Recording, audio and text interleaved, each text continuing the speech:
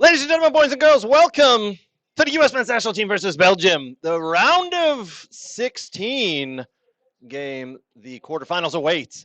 Joined by Brooks Lambier Jr. today. We're going to have a great time watching this game, so follow along. Put all your comments in wherever you're watching us, no matter what platform. Put your comments in. We're going to read them out if we can. Brooks, this is going to be one hell of a game. Belgium's playing. We've all heard it. We've seen it on every single social media platform about, oh, it's an overturn, the red card overturned.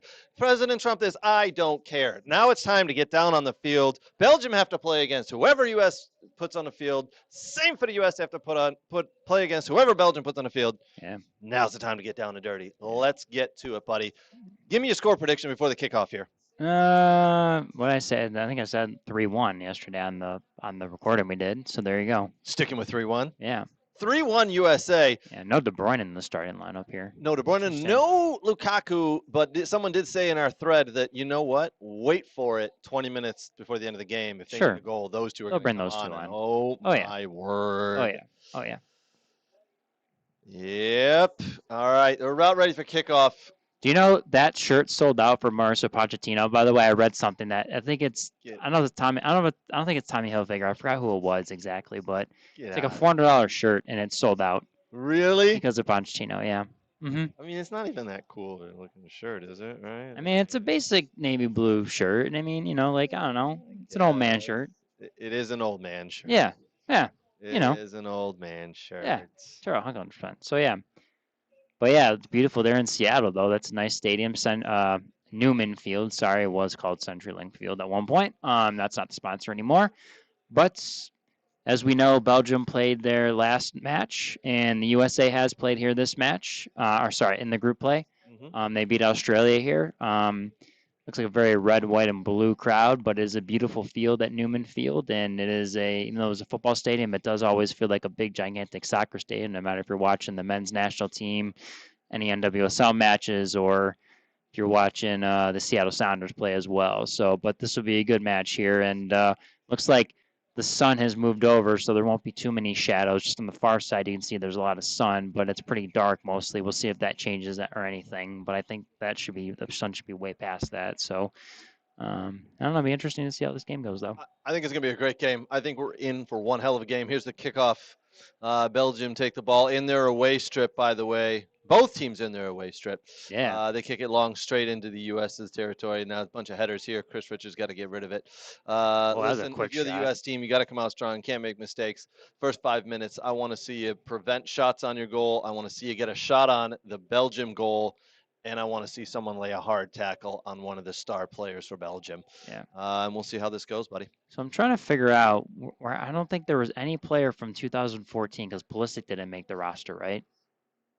Pulisic wasn't on that roster, so I don't think there's no one on this team that played in that last Belgium game. No, I think you're correct. Yeah.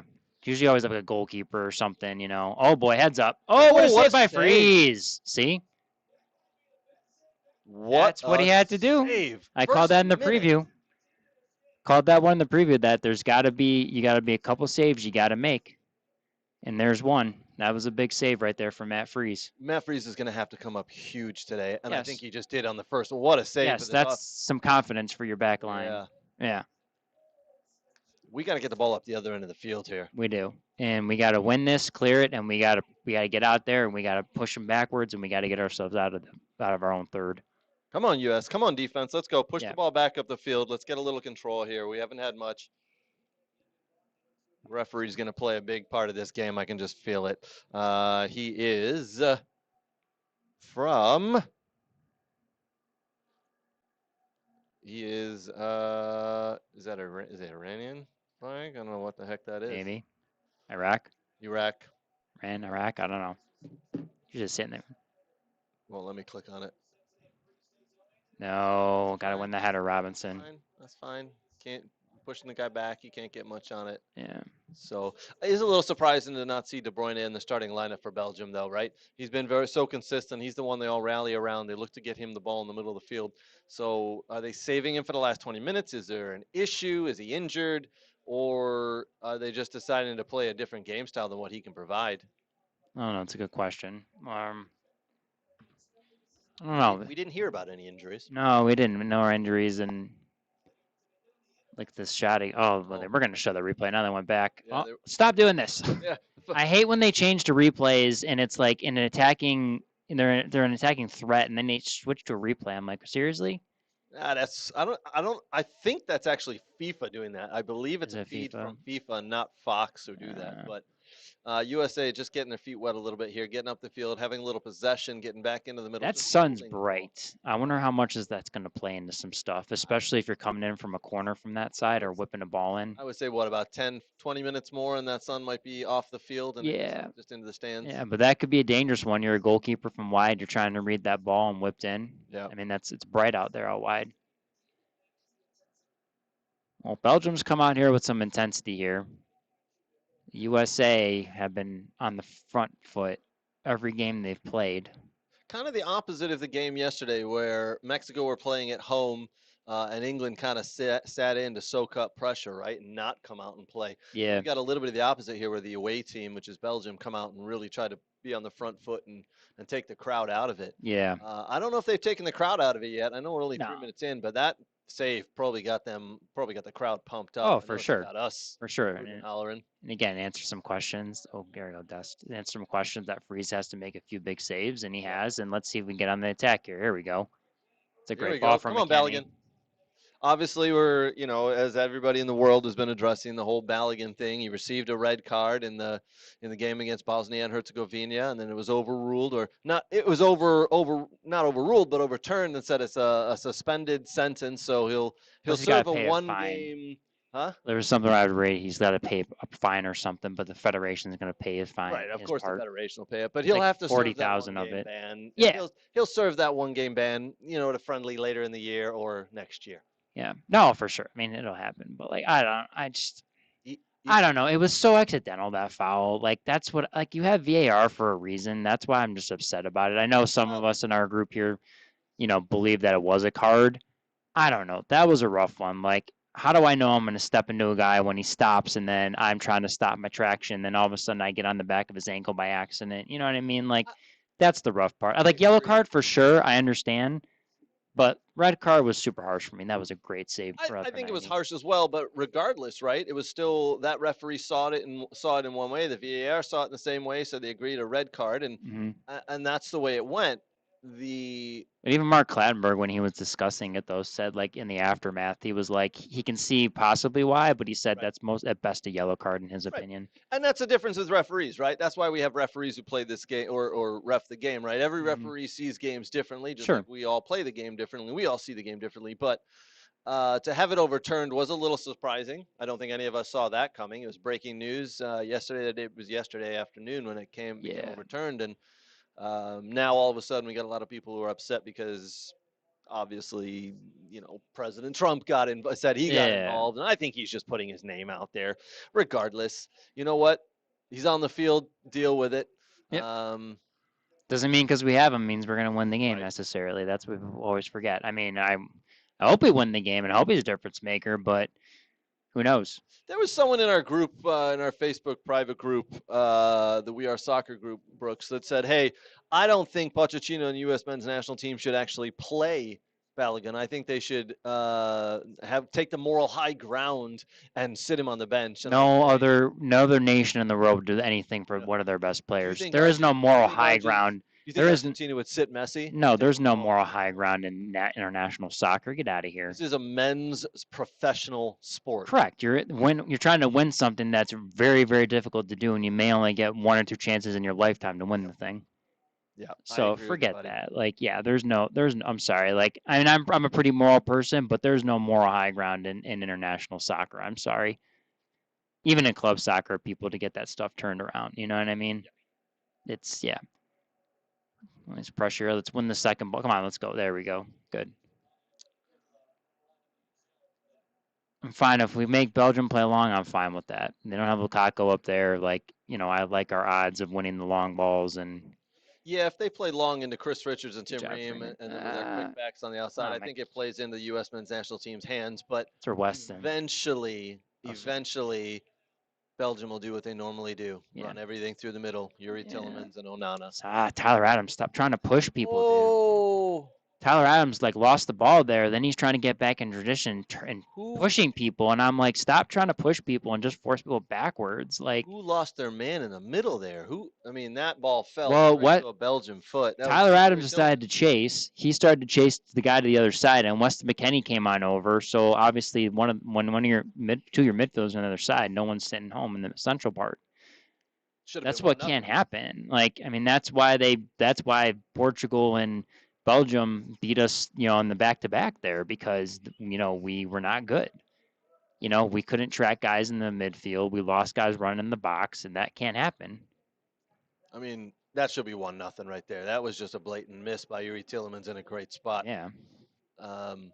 Yeah, we just weren't tracking our men properly. Everybody got caught. A couple of people got caught ball watching. You're right. I think it might have been either Adams or McKinney there, and Both of them because yeah. they start to track guys, they lose them, and like that's what happened in the Turkey. if you're gonna go cover, if you're gonna go run and get them, like Adams has to make that tackle. He tries to push the guy, the guy slips out of it. Like if you're gonna win it, win the ball. That's what happened in the Turkey game in the last minute. People ball Exactly. watching and diving in and Exactly. and not kind of following. Oh my gosh. Oh boy. Oh my gosh. That's He's off. 1-0. Is he not off? Belgium. I don't think he was off there, my friend. I think that was. They're gonna double check it, but I think that was onside from first glance. Let's see here.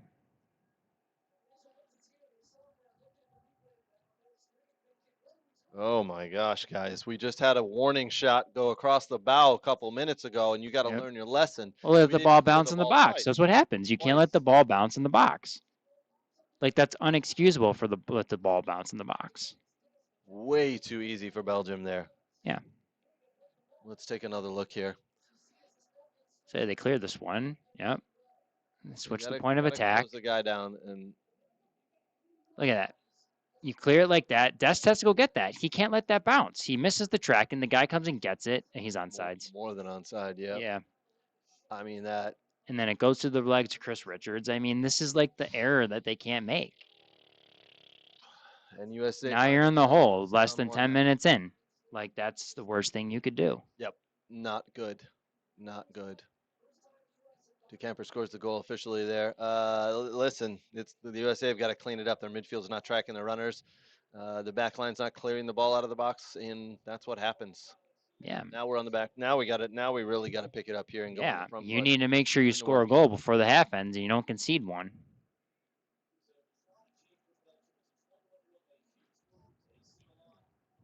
Elegance had about 3 touches of the ball so far. Yeah. It hasn't made a difference. So. Yep. And the thing is, too, is like if I'm a dude, like that can't be like Serginho Dest in that box going after that one. Someone's got to step up and just take care of that. Because we know Serginho Dest isn't good in the air. Right. Oh my friends, oh my! We find ourselves down 1-0 already. 10 minutes in. Man, you clipped him, Tyler. I mean, what are you arguing about? See, this is where like they're losing composure. Yep. Like you can't lose composure that way. Like it's Alex Morgan back there. It is Alex Morgan. Alex Morgan and I think that's Heather O'Reilly. The most famous referee in the world on to the right there. Oh, the bald-headed guy? Pierluigi Collina. Yeah. You know what? I still think he could referee a game today. Yeah. He might be 60 some odd years old, but he can still referee a game today. He is probably the best referee to ever ref games. Just look at that. In the history of the game. Just, there you go, Tim. They just want a little more. Oh, you got to listen. I know we want to go forward, we want to score, but how about a little bit of possession there? We don't need to go long every single time. You got to get a little composure here, guys. Yep. I'm gonna open my curly whirly. This was left on my desk. I think Luke might have. I think you did. Yeah. Me an extra one. Thanks, Luke. Appreciate it. Curly whirlies are awesome. I'll try not. You still got your orange chocolate in there. I know. I already had a piece. Oh, I might have one. There you go. Transition.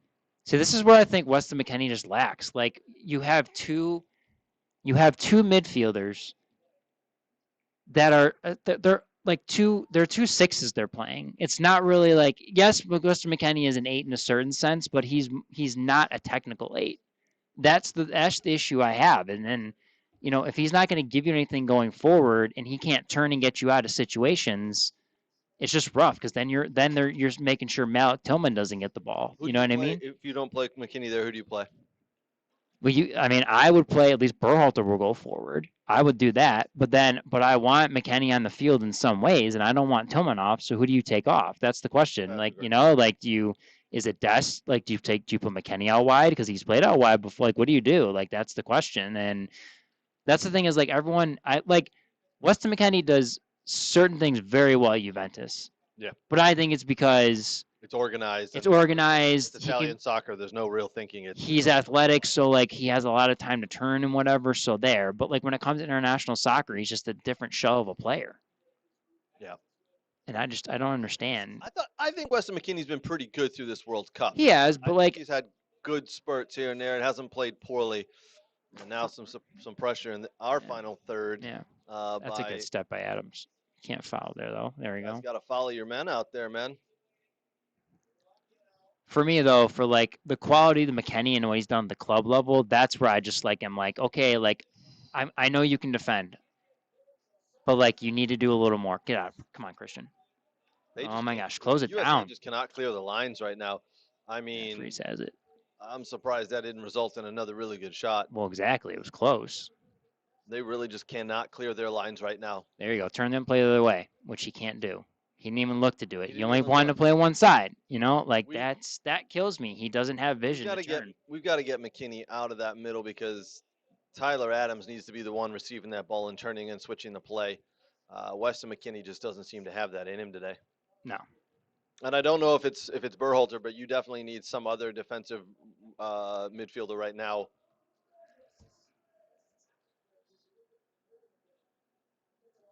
Oof. Yeah, just like, they show a replay of the goal, and it's sheesh. No, it's not good. Not good. No matter which way you slice it, it's not good. No. Failed clearances, let people cross the ball. People not stepping up quick enough. Yeah. I mean, Belgium's game plan was in the first 10 minutes to come out and take the sting out of the crowd in the game, and they've done exactly that. That's a good ball behind. They've done exactly that.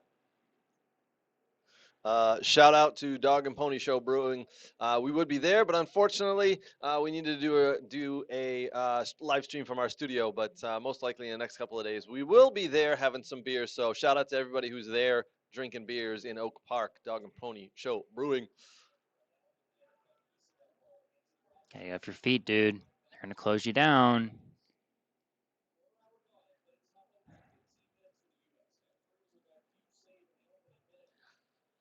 Well, that's something you can see right now. USA is trying to keep compact, trying to keep a high line. Yeah. But they're not putting enough pressure on the balls to get switched, as you can see. It's almost like Belgium are playing with an extra man on the field right now. Yeah. They're able. It's almost like they're like from the guys that played when they played the friendly against Belgium. They're afraid. You know what I mean? Like they're not coming off with that confidence that they have before. And even when we're winning a ball, we're not picking up the knockdown, the second ball. Exactly. So it's like, hey guys, they're just out working you, they're out moving you, they're out thinking you. The key thing is going to be this first. It's going to be the first hydration break, and then Pochettino's going to have to get them to regroup them. That's going to be the huge thing. Yep. Are they going to swing it a little bit on that hydration break and then finish the last half of the first half out? That's going to be the question. You mean the second quarter, Brooks? This is American soccer now. Sorry. Oh, hey, guy dressed as a Patriot. You see George that? Washington. That's a bingo card. Hey, we got a bingo card going along here, folks, and yep, that's a sip for everybody at home drinking along with some alcohol. We saw Patriot guy. No moving there's no one, and look at that huge gap right by the center circle. I mean, Pulisic's in there. Turn. He needs to receive it higher though. Pulisic hasn't even been a factor in this game. 16 minutes in, I think he's had 3 touches. He's so far deep in the hole though. He needs to just sit in the pocket. Because if he sat in the pocket, he would have turned and just gone with that. He's having to come pretty deep to get the ball instead of sitting out wide like he likes. Now all of a sudden he's being trailed by Ahmad Onana, who has the longest legs in the world, by the way. Yeah, I know. If you can see that. And then there you go. I mean, Onana was a good next. He got hit in the face or something. Oh, no. Okay, it looks like Ahmad Onana's hurt himself. Oh, cripe. And now I'm gonna say cripe because looks like his knee. Yeah, it looks like he's done his knee. Does he already have knee issues? Player. Yeah. No, he's not had knee issues. Oh. Hey, Unai Emery, get on the phone. We're gonna need to buy a midfielder. Our 50 million pound midfielder just went down in an international game. Oh boy. He doesn't look like he's. He hyperextended it because he really tried to poke his leg out there. Well, now they kind of get like a first like Small part A penalty. timeout, then a part B timeout. Yeah. Oh no, referee's calling everybody back. He's saying nope. Ah, Sorry, you're not allowed to go to the sidelines. interesting. Now he's saying you guys got to get off.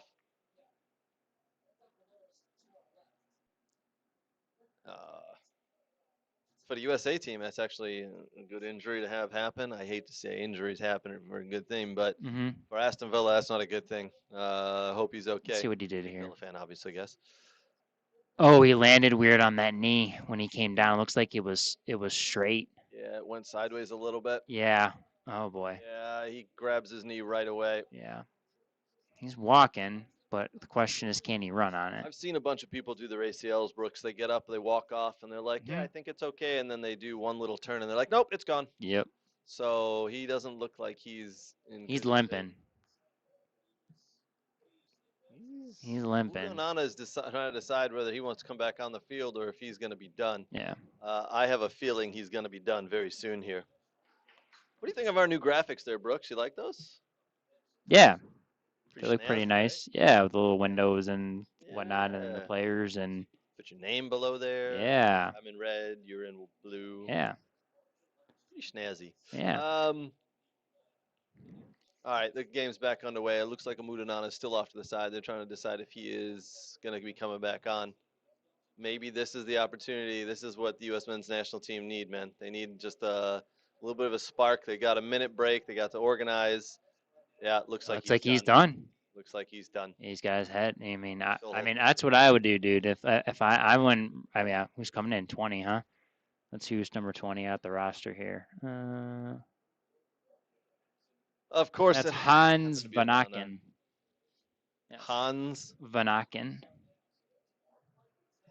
I don't know where he plays though. Sounds like a Dutch league player or something. Let's see.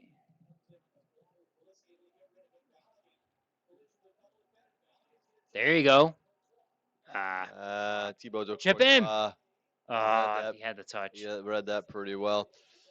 Shout out to everybody who's watching while they're drinking a beer. Do us a favor when they show a celebrity in the crowd, take a sip of that beer, my friends. Oh, Vanaken plays at Club Bruges, 33 years old. Interesting. Well, that might be an advantage for the USA. Oh, now he's hurt. A lot of Belgian players getting hurt right now. Yeah, number 4, huh? It's Michele. Oh, they knocked into each other. His own man, Yuri Tillemans, runs in and puts an elbow straight into his chest.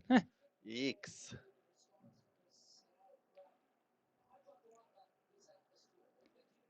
Onana looks worried. He's Yep.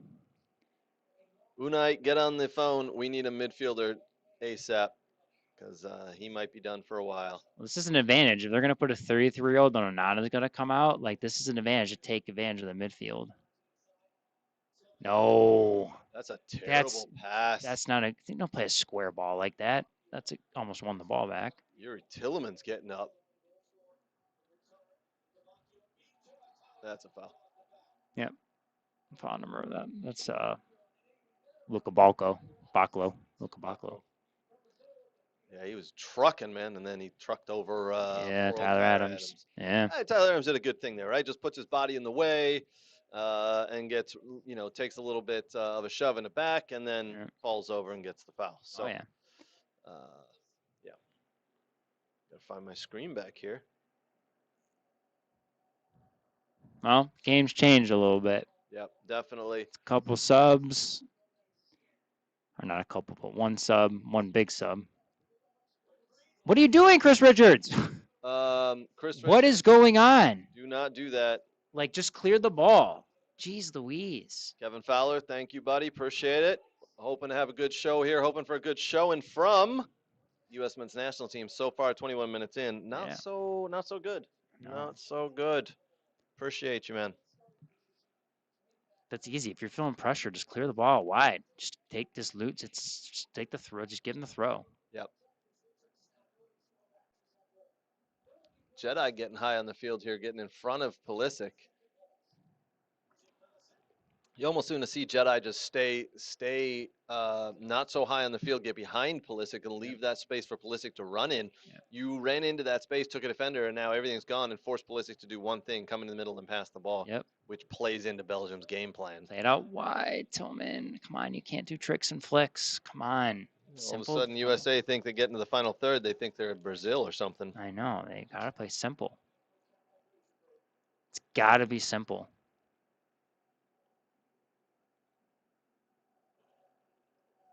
Do they need to hit a long diagonal? See, Jedi's out there. Like, I'd love to see a long diagonal switch. It is interesting they've moved Pulisic into the middle and moved Jedi out Yeah. wide because I think Foul? No. He's going to call it a foul. Thank you. All he's over calling it him. the other way. He's calling that. Oh, that's pulled him down? Yeah. I think the linesman, assistant referee, Yeah. called that one. Now There's it's the time for the hydration break. official hydration break.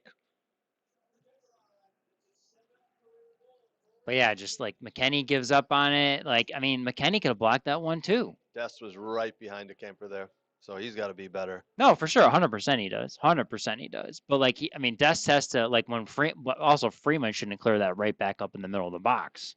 That should always go wide. Yeah, I agree. Listen, I think USA right now are lucky to only find themselves down 1-0. Yeah, Brooks, this is a terrible showing so far. not good. I did not expect a performance like this in the first. We'll No. call it the first quarter, the first 22 minutes of the game from the U.S. men's national team. I thought they were going to come out, and I honestly thought it was going to be like the Paraguay game. They're going to come out strong and hard, Mhm. and let's go at it and really put our foot down on these guys' throat. Yep. And it's almost backwards. There's Will Ferrell. He's not in the crowd, but he's in a commercial. Does that count for the bingo card? No, he's got to be in the crowd. Ah, okay. Can't count the Lay's commercials. Ah. Definitely can't say Lay's commercial because they're not a sponsor of ours either, but whatever. Oh, look, David Beckham in a commercial. That's strange. Not. He's in every freaking commercial. Lay's. Oh boy. Oh my gosh. I tell you what, just disappointing start to the game, Brooks. We got a long way to go, but we may just cancel this whole thing a lot earlier if this goes. You know what? 3-0. We're cutting it off. We're done. I don't see any way back the way they're playing right now. No. Terrible. Absolutely terrible. No. Give me one player you want to see something from right now from the U.S. men's national team. One player who needs to just kind of step it up and you want to see get on the ball more. Pulisic. Mm-hmm. Pulisic's the one for sure. I'm gonna. Normally, I'd say Pulisic, right? Like I think he's our superstar, but today with the circumstances and everything surrounding it, I want to see Balogun say, "Hey, I'm worth it, and this is why, and I'm taking advantage of the overruled red card." So I want to see. He's barely touched the ball. I think he's touched the ball like 3 times. He hasn't even made runs that I could see either. So. No. They're watering the field. Why do they water the field? If you're new to the game of soccer, so the ball skips a lot quicker, moves faster. The good teams, the good players want the ball to move as fast as possible. Yep. Grass holds the ball. So I want to see Balogun get on the ball. I want to see him actually do something a little bit more. He hasn't done anything, to be honest, so a little bit more. I actually want to see him do something. Mm-hmm. As you can see in the middle of our screen, we've got the game cast from ESPN. So we're kind of following along a little bit here. Let's see what happens here. See if Pochettino said anything to ignite the fire. Did he break out the computer? Did he have the Asus or the Apple or the HP or whatever he has? Did he break out the laptop for the guys to all hover around and take note of what he wants done?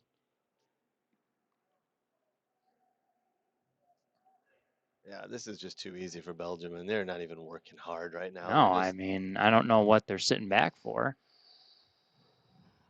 Pochettino, this is gonna be the last game you're That's in a good ball. charge of this World Cup, man. I don't know.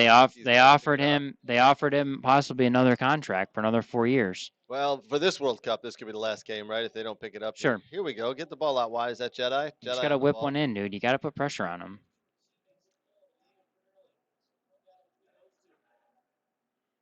Stop standing. Everybody's standing still, right? Look at that front three. They're just standing there. I know. No ideas. Try to play a 1-2 No. with Dest, and Dest messed that up. All right. And they didn't have anywhere to break out, so they hold possession, and the USA drop back into their own half here. Mm-hmm. They're just looking for the line breakers and the opening when the USA get lazy.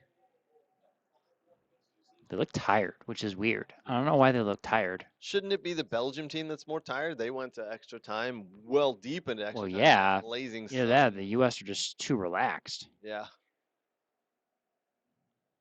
Like, I'm sorry. Like, I mean, I get you can be relaxed, and I mean, if you're coming back and winning games more often, back from one goal down, I'd be like, okay, like I understand, but like that's not our MO. Definitely not.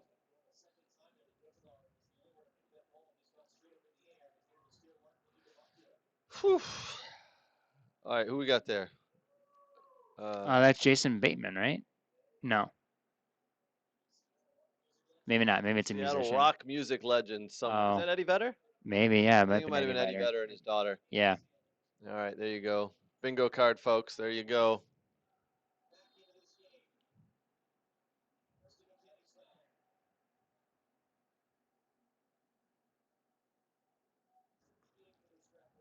Weston McKinney fouled, kind of lets Belgium off the hook there. Leaves a little bit of pressure on the U.S. men's national team, and they can. Yeah, for sure. He got around him and hooked him. Yeah, Oh, yeah. and now just kind of slow the pace. Let's get control. Everybody go to organized. Now let's start to think about how to move when your teammate has the ball.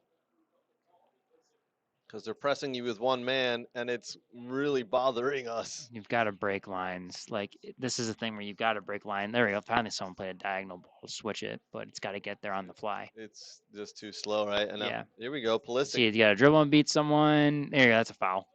All right, free kick. Here comes Tillman. Tillman stepping up for the free kick here. Yep. Let's see if he can do something. Balogun received the ball about the 23, 24-yard line and get fouled from behind. So free kick for the USA. We'll see if we can do something with it here.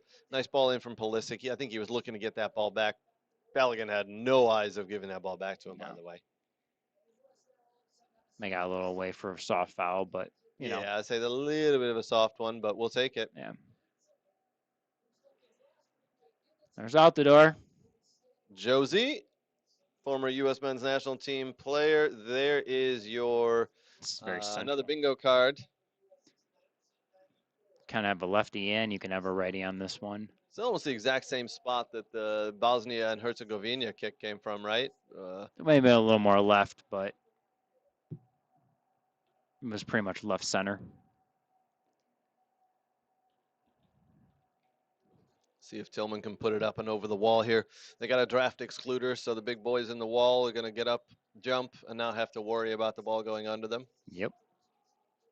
Officially, that's what that's called, by the way. Draft excluder. I had to explain that to my wife the other day. She goes, "Why do they do that?"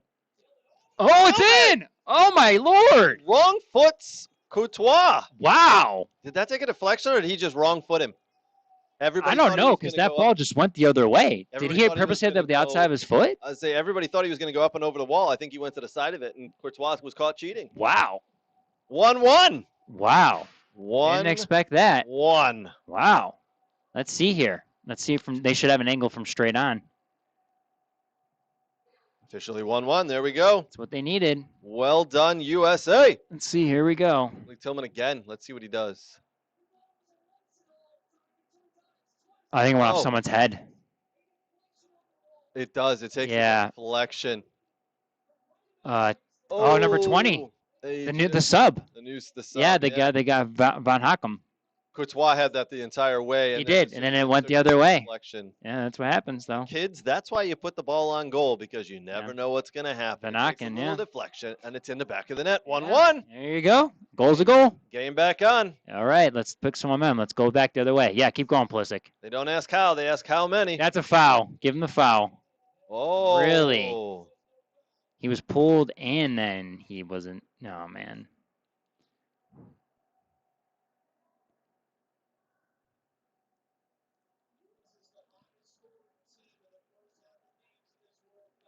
Wow. U.S. is the hottest scoring team in the first half. Yeah, first half goal in 13 of the 8. Wow, that's crazy. See if this is going to rattle Belgium at all, or if they're going to go back to their game. I don't They understand can't how let they're him go. so Yeah, wide open. Where yeah. are the midfielders? Yeah, I don't know. Clue. They're just They're passing. just sitting back centrally, The and there's no one midfielders there. are clueless right now for USMNT's I national know. team. They have no idea who to mark. And again, like this is too Are easy. you kidding me? You let Leandro Trossard get down to the byline and cross the ball. Leandro Trossard is having one hell of a World Cup. Are you kidding me? Pochettino's like, what the hell? Like, what is going on? How does that happen? You get back into the game, and then you let them score an easy goal again. Yeah. How is no one marking up on him in the middle of the field as well? I mean, the first of all, it starts with the midfielders because the ball should never have gotten out there. Then Dest is a horrible 1v1 defender. Oh, he just shrugged. And then Freeman need to get it, and then Tim Ream just gets manhandled. Well, he does. Like a and small child off the ball. Like, why is Richards not the man marking that player? I don't know, but like it's too easy. That's not a foul. I'm sorry, like there's nothing that Freeze can do either. That's just two men going for the ball and one being stronger and in better position. Correct. Ponchino's not happy after he kicked the water bottles. Pochettino kicking water bottles. That's how mad he is. Yeah, he should be too. I mean, USA just pulled themselves back into this game, and now they're finding themselves down 2-1, just like that. Yep. Mistakes are just killing this team today. Correct. It could be 3 or 4-1 if we're being honest, Brooks. This is just not good enough from U.S. men's national. But that's just what Come on. I'm just ever worried about the midfield. Like they're not bad midfielders, but like the IQ of like where they need to be and what they need to do, it's just frustrating sometimes. Come on, Freeman. All right, here comes the U.S. men's national team back again. Cross into the box. Not a good enough cross. No. Don't let him get out. There you go. I got him though on the tackle.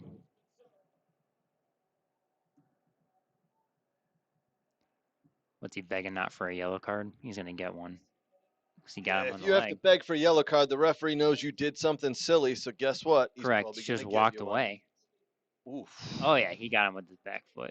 He's lucky he didn't get there half a second earlier. Yeah. Because that could have been a straight red. Yeah, that's the problem. Is like this immaturity they play with. Again, it's just like it's immaturity. They're losing it when the game's not going their way. How do they become mature? And that's where the American player lacks. That's a huge issue. They try to put too much energy and too much, work into it, and it's like, use your brain to work, not your body. Use your brain. You don't need to lunge into tackles like that. Especially when it's down in their defensive third. Right. And you're supposedly the better athlete. There you go, Christian. Appreciate everybody joining us along. Make sure you put some comments in. We very much appreciate it. If you're on one of the other channels, come on to YouTube with us. That's where we're reading a lot of the chats off. So come in and put your comments in there. We'd appreciate it.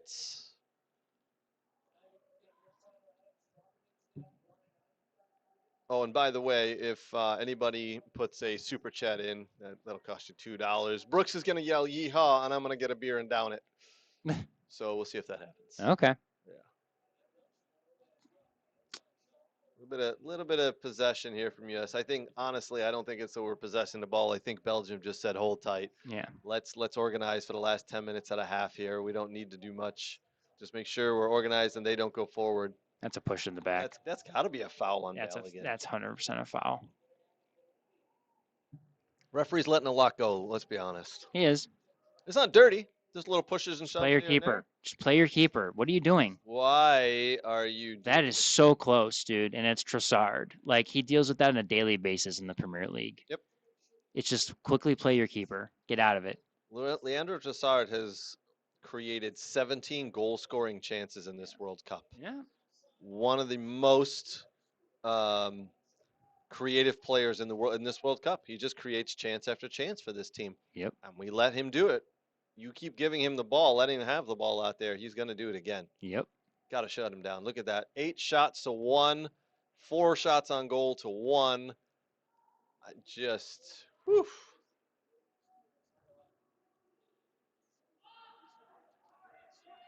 Balogun and Dest making runs through the middle, but it ain't going to work because they're marked very tightly. No, and bad touch from Tillman. You forced the pass. And now they play out. they're just able to play out of these tight I mean, spaces. yeah, I mean they know what they're gonna do. Yep. They're just moving the ball around at will. Exactly. This Like isn't we like just the pointed first out. couple games where we could press people and win the ball. Now they're getting quicker and playing out of tight spaces. Belgium, by the way, were not good in the first No, two games, right? no, It took them but they have till the experience. third game. Exactly. That's what they've got. They're a little bit older, but way more experience. Yeah. And now they're going to attack 3-on-5 here. Yep. And they're not scared. And here comes the fourth. Make that 4-on-5. Mm-hmm. Now they're like, you know what? Bring But again, there's a Y player How there. is he? There's, I You mean, notice when USA gets like the ball up the top, desk doesn't have to tuck in much. That should be like who's the middle guy? There you go, Richards. McKenny should worry about 5. Trossard should be Desk should worry about Trossard but you notice because Brooks Freeman's marking 20. when a US player gets the ball 20 yards out from the goal, Yeah, he's got someone on his back. He's got someone pushing on his back. He's got someone nipping at his heels. yeah, You see Belgium get the ball 20 yards out with their back to goal. There's no one. They're able to turn. They're able to exactly. distribute. They're able to run. Kevin De Bruyne from the bench looking on.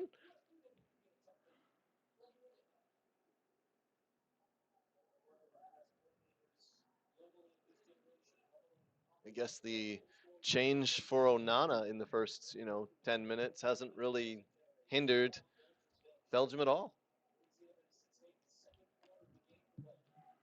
Another corner for Belgium. Too easy. Oh my gosh. Two guys. The two Belgian players went after the ball. They got in each other's way, thank goodness. Run, just run. God, and he didn't get it. Yeah, this US team is almost playing scared.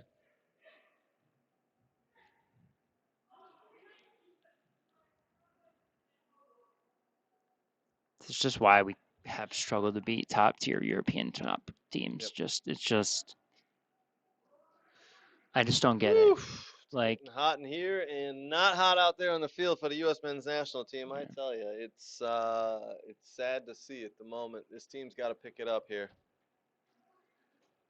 This is not an entertaining game from a U.S. men's national team's perspective. I can tell you no, that, guys. I'm sure Pochettino's gonna lean into them. Oh, he's gonna have to ream them out at Yeah. halftime. And the get question them is, to focus. do you make a sub or something to change something?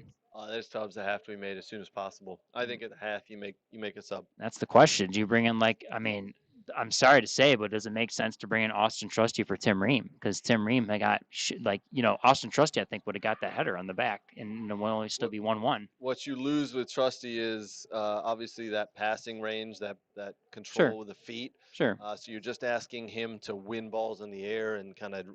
He can run pass to people a down. certain extent. He's not a horrible. Sure. He's Oh, not a no. horrific passer. But Tim Ream is known for his passing, right? He's known for his ball distribution out of Yes. the back. I think that's why he's there. That and his leadership.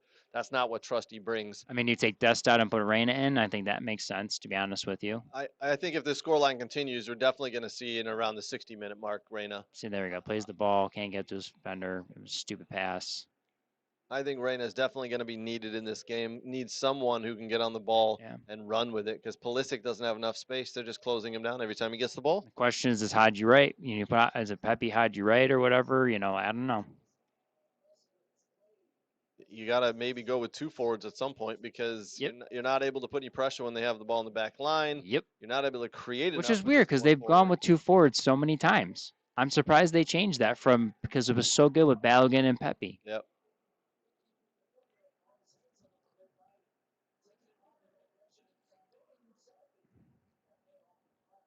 No pressure on the Belgium team as they just stroke the ball around. Yeah, it's really easy. Yeesh. Yeesh. Yeah, we need that halftime whistle, and we need it quick because U.S. men's national team is clueless on how even to press. Richards goes through the back of the player and gets a foul called. He's frustrated. Yeah, it's See, there's a difference between knowing and thinking you can beat these teams or whatever, and actually going out and showing it. You know what I'm saying? I like the confidence these guys have, but the problem is they don't take that confidence of what they tell the media and they translate to the field to kick someone's ass. You know what I mean? Yeah. I think they can beat Belgium. I don't think this Belgian team is this much better than them, but I don't know where everything's gone. I mean, it's one thing to go out and beat Bosnia Herzegovina and Sure. Australia, right? And Sure. even to an extent Paraguay, but It's too easy. I mean, that is way too easy. That should have been a header on goal and a possible goal for Exactly. Belgium again. How is he not marked up? He's the first person making a run through. Yeah. Chris Richards holds everybody on side. It doesn't Yeah. Was get that their Balogun's mark. guy he was supposed to run with too? What a terrible header, by the way. Yeah. I mean, just everyone just Very well easily could have been 3-1 there. Yeah, but when you come out against a big boy, and Belgium No, is a Weston big McKennie. boy. That's his thing. He doesn't check his This shoulder. is going to ball out wide. That's good to see. Problem with McKennie, like he just doesn't check his shoulder. He just wants to play 1-2 touch so quickly. Turn him go, dude.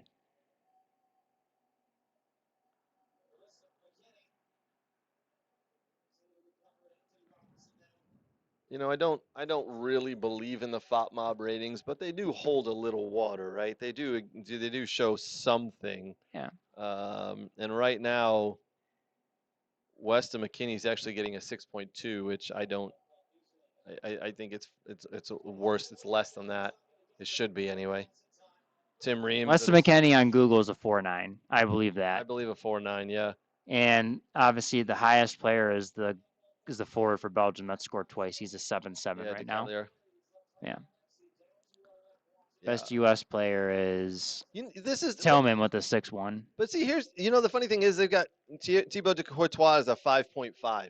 Like that's his fault on that goal. I think are they blaming Courtois for that goal because that took a deflection? They have a 4.9 on Google. That makes no sense. I don't know. All right, U.S. throw deep in the corner here. Let's see if they can get something. We're at about the 43rd, almost the 44th minute of play. See if we can generate a shot because Brooks, other than the shot on goal from the free kick, we haven't really generated any shots. We've generated nothing. Nothing of note. Lucas Zagorski joining in. Hey, hi guys, long time viewer, first time commenter. Where's the good-looking British guy? He's the worst one, but his snacks are fire.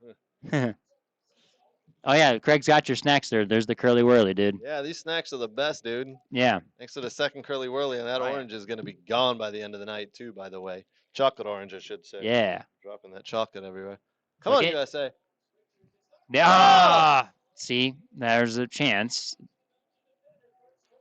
Corner for USA. So it must is it off the? Yeah. Yeah. Okay. Let's take a closer look, but that's how to mark players in the box. Exactly. Oh, I think it might have went off his foot. Yeah, when he tried to flick it. Yeah. See if they're going to review that.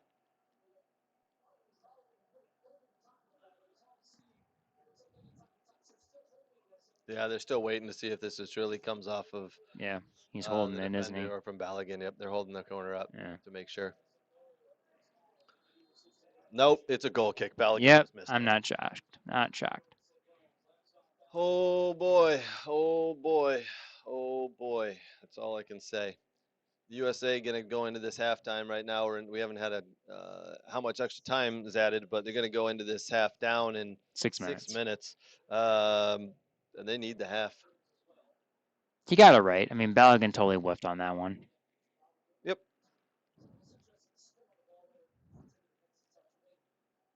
There you go. Great header, Richard. Finally, someone came up and finally won one that was like with some effort. Problem is, we didn't win the second ball. Yeah. If I'm Balogun, just keep running. Like, I'm going to know he's going to head that far forward as he can. Keep running.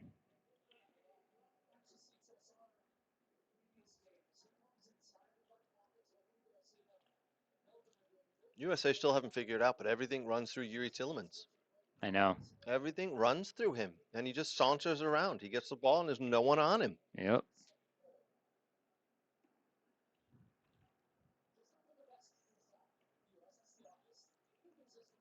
They're so far back. Someone has to cheat when they win the ball so they can get out. That's what's going to have to happen.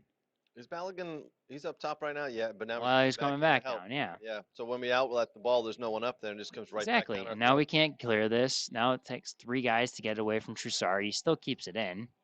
Oh, he didn't like that though for offsides. I think they said it went out of bounds. I saw that's Raskin out there.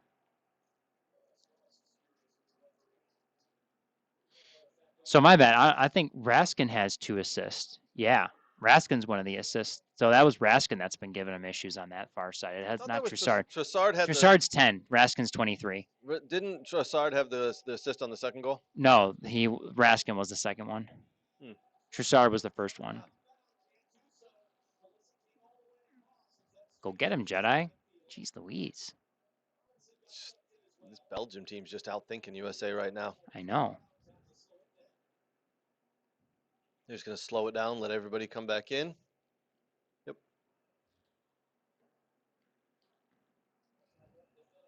Now they're waiting for their guys to get in position. A It's nice, too far. yeah, overshoots it, but guess who's there? That's Troussard, yep. And wins a corner. Yep. It's off you, Freeman. What that was. 100%. He came across 100% off him. Like, what are you arguing? It's so funny when people know the ball comes off of them and they argue like it. Like, it's didn't. not even close. Look at him swipe his foot across. Oh, wait. Maybe it did deflect. You know what? Yeah, from that other angle, you it can did. see that it did, but they. Okay. They took it quick and let it go. That's too easy. Oh. Dabacchio's got to just square that ball, not shoot, man. I know. Wow. That is a really ugly jersey, by the way, is it not? That Belgium away jersey? Oh, it's kind of interesting. Really? Oh, Yeah. I wouldn't be caught dead in it, Brooks. But I'm high fashion, of course, as I wear this Dog and Pony Show Brewing. Where are you? USA Okay, we got a jersey. foul. Okay, good. All right, so we're in about the 48.5-minute mark here. 6 minutes extra time added, so almost just over halfway through that. USA are going to be lucky right now to get into the halftime with this at 2-1. Yeah. Changes are needed, and the old Fergie hairdryer. That's a good ball. Can he finish? Ah. The old Fergie hairdryer is going to be needed at halftime from Pochettino. See if he can break that out. That was one of the actually good That was a nice balls ball we around played the him corner. behind. Yeah. Finally getting a little space behind him. Yeah. Interesting. That's great to see. It's just taking long enough. My word. I know. Can they get another one? And all the way back. There needs to be a second midfielder around there helping him. One on the side, one look up at top, all one that up space on the other side. centrally, and then there we go. Finally, McKinney. They read you like a book, McKinney. Yeah, they did. They knew what he was gonna do. God, you got to be better and calmer there. It's too frantic.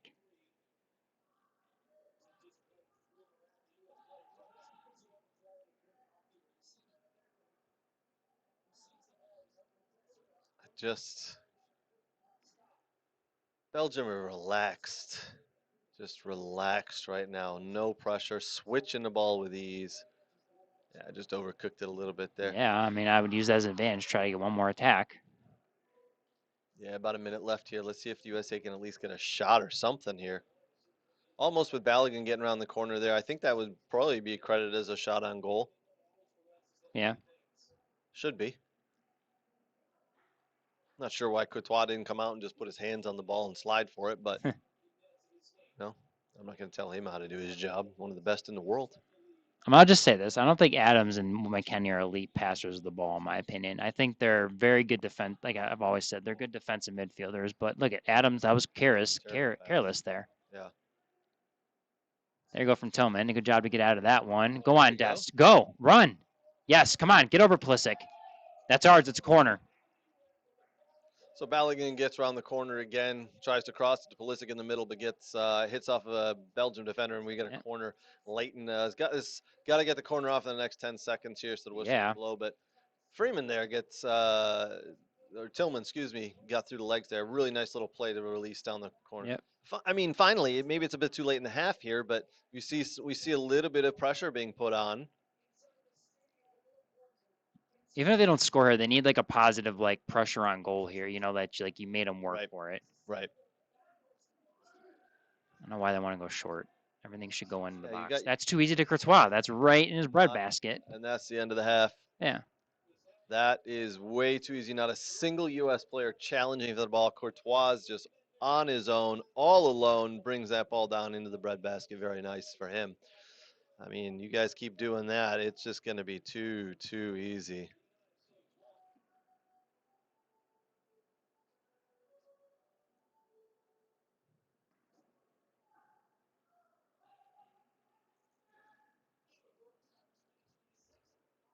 Time to get the chocolate orange out. Yeah, get that chocolate orange out. Grab me water if you could as well. Sure. I am pretty interested to see You know, some of the stats, we'll talk about that in a minute here, the stats for the half, because it's just not good enough overall from U.S. men's national team. Just not good enough. And if this is how we're going to go out, it's almost going to ruin the entire World Cup, man.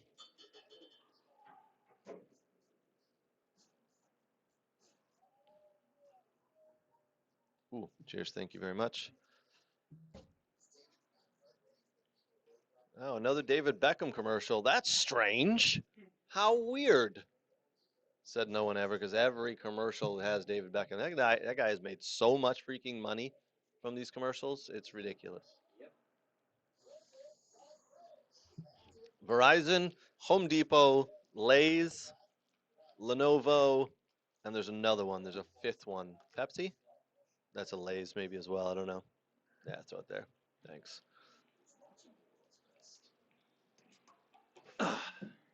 That game earlier today, Oh, boring too. I say it really didn't live up to its billing. Spain versus Portugal. Yeah. I'm kind of glad to see the traffic cone Ronaldo be done. Why they didn't want to get rid of him earlier in the game, but they just didn't have the guts to. Roberto Martinez just did not have the guts to get rid of him earlier in the game. He talks a good game, like when he was on ESPN, but he is really scared to do things. He's scared to upset the order. Really is. Really is. Mm-hmm. Listen, Ronaldo used to be one of the greats of the game. Yeah. But today they tried to send him on a through ball a couple of times. They tried to send a ball through, and you can just tell, man, he's a 41-year-old guy. He's a 41-year-old guy, and Yep. he's running against 20-year-old, 25-year-olds. They're just quicker. They react quicker. Mm-hmm. And it was plain and simple to see. I don't remember how many touches he had in the box, but I don't think it was many at all, if any. And Spain should have put that game away a lot earlier than that. But in the end, the better team won. I think a lot of us were torn on this. I was hoping Spain would lose because one of the big boys would then be out. Mm-hmm. But Portugal are kind of a big boy, I guess. I'm not the biggest Ronaldo fan, so happy to see him go. I'm pretty sure a lot of people are not happy I say that, but you know, it is what it is. Mm-hmm. Do us a favor, guys. Put in some comments. We'll read them out. We just kind of like having a little bit of fun here. USA down 2-1 at the half. We'll pull up some stats here in a second for this game. But geez Louise, just not a great showing from the team overall. Expected goals 0.42. XG, that is 1.9 for the half so far, and that lived up to its billing. Possession. This one kind of blows my mind a little bit. 47%. Do we have more of it? 47% possession for the USA. I didn't think they had that much. Oh yeah. Yeah. I thought it was going to be 60-40 or 65-35 because they just every time USA went to pass the ball, they just found a wall and they couldn't get through it. Shots on goal 5-1. Yep. Yep. Big chances created 4-0. Yep. 100%. Big chances missed 2-0. Yep. Accurate passes 199-181. Really? I didn't. I would have thought Belgium had way more accurate passes than that, but there you go. Yeah. Lucas Zagorski leaving a comment. 41 is 41. I said yesterday that it's remarkable that he stayed relevant at the top level for as long as he did. Agreed. And he was always fit, Ronaldo and everything, but the game just catches up with you. Yeah, so Trossard crosses that in. So he technically starts that on the first one. But that was 23. That was Raskin that swiped that across. I want to see the second goal. Yeah. So see that Raskin came in, no one picked up Raskin, swiped it across, and McKennie was there as the second guy. It was through the legs of Richard. McKennie didn't do anything. Yep. So good defending there by And McKennie. USA, they're able to pull themselves back into the game with a great free kick, which is on goal, and then takes a small deflection and wrong foots. Yep. Courtois, which is great. Uh-huh. That's all you got to do. Put it on goal, and good things happen, right? Exactly. I'm fine with that. You know what I mean? Like, it's just whatever happens, and that's how a goal is scored, and boom. But then, we'll see here in a second. 2 minutes later. Yeah. This was Trossard. You're right. It was Trossard. Yeah, then you let Trossard get on the outside, and then you don't mark the big man in the middle. He's standing between two defenders. Yeah, Robinson should come over and help him. I don't know why he left. There's no one on the back post of Robinson to mark. They can't literally just. At least if Robinson jump up near Ream, because then maybe he misses the ball completely, or it deflects off Robinson and then gets collected, right? Mm-hmm. Both goals Belgium scored inside the 6-yard box. They almost had 2 more inside, very close to the 6-yard line. Exactly. Luke says, breaking news. President Trump authorizes 12th player for USA. Addition expected to be RoboCop. Yes. I don't think the way this team's playing, they'd win with the 12th player. They're just letting Belgium walk right through them. Oh, listen. What are they made of? What are they made of? What are they going to do about it? That's the question. And like I said, Pochettino's probably ripping them right now. And the question is the subs. Like, I mean, if I was, I would honestly take off Ream and I would put Trusty in. I'd be like, Tim, I know you're my captain, but like, we're gonna give the band to Pulisic or Adams, It's a big call. and we're gonna put in Trusty because that's 3 guys in the back line that are athletes that can deal with things. And the question is, Dest hasn't been very good. Who do you put back there? Do you or do you do this? Do you make the move where you put Richards out, where you put Freeman at that wing back position, and then you put Trusty in the back line, then you take out Dest? I think Dest has to get out of there, but he did help create that last one with Tillman getting up the field and He did. getting across in. So maybe they're going to get him free. But I mean, do I dare say we bring Timothy Way in? I don't know if he really makes a difference because the problem is he was horrible when he played. I don't think he doesn't give me any confidence. Right. And then I don't think Weah should see the field. I don't think you should see the field for the rest of the World Cup. Joe Scally's not a wing back. Joe Scally's a natural outside back. Zendejas isn't fast enough. Arpston's not good enough. Like at least on this level of standpoint. Berhalter's a midfielder. Aronson, unfortunately, he does well for Leeds, but he does not do well for the men's national team. Right. Could he do a wing back for you? I think he could. But like the question is, does he give enough going forward? And that's the question. God, I hate to say it. Like, they only have like 3 or 4 people to bring off the bench that that can be difference makers. You got to move to a 4-4-2 essentially, and you got to put. I would even. I guess you could leave. You take Dest out and you put Pepe in. Bingo, nailed it. And then you drop Pulisic back a little bit, move Tillman a little bit more to the middle. They're playing through him too much. Right. So drop Pulisic back a touch. Let him see if he can create that space, get the ball in that space. Yep. Put Pepe up top for Dest. Use Balogun. So now you've got a quick man, big man, a little man, right? So Balogun's the quick man who can get the ball around the corner. And if Balogun's struggling, you put Haji right in at least. Right. And then if you get the ball into the corner, you can cross it to Pepe who's in there. So the back line you could leave as it is. Maybe bring Trusty in, like you said, for Ream, but you don't need to. I think he's. And I hate, everybody knows I'm an old guy. I like the 4-4-2, but at some point here, they are the 3 in the middle are just getting confused on who to mark. How is it that Yuri Tillemans is so wide open every single time? He hasn't had to sprint. Yeah. Why? Listen, move to a 4-4-2, get organized, get the ball wide, start crossing the ball in or putting it over the top and into the corners. Courtois not fast enough to come over to get that ball around the corner. Correct. So, yeah. Let's do it. Luke said, working around Ream's limitations is fine until it isn't. And if that makes sense, Trusty in for sure. That's what he thinks. I like it. Yep. I like it. Yep. Mr. Zagorski still chiming in, even though he's drinking beers with buddies. Yeah. Yeah. Yeah. Because the problem is Robinson's not great on the ball. He's a good athlete. Like, right. If you're going to take an athlete, athlete for Robinson, that's what I would do. You know what I mean? So like, you're taking Freeman out. Okay, I get it. Like you put Robinson in there. You know what I'm saying? And then McKenzie's good on the ball, but he's not athletic enough. That's the problem. So there's just a drop off. And, maybe you could put Scally as a third center back. I mean, I would consider that because he played like that in the NYCFC Academy. So that's another option. But it's like there's limitations here. Someone off the bench has to make the difference, and it's one of the attackers. Is it, like I said, is it Pepe? Is it Haji Wright? Is it Reyna? Like Reyna would be my bet for one that would make a difference in my opinion. So, but I don't know. I think you bring Reyna's one of those guys where you're down with 20 minutes to go. You've got nothing left. I need a little bit of a maverick. I need a wild card. It's him. That's him. Mm-hmm. That's exactly who you bring in. Yep. But I don't think you start out of the half with him because I don't think he's going to work hard enough. I don't think he's going to look over his shoulder enough when we don't have the ball to Mark. Yep. So yeah, he's a last roll of the dice.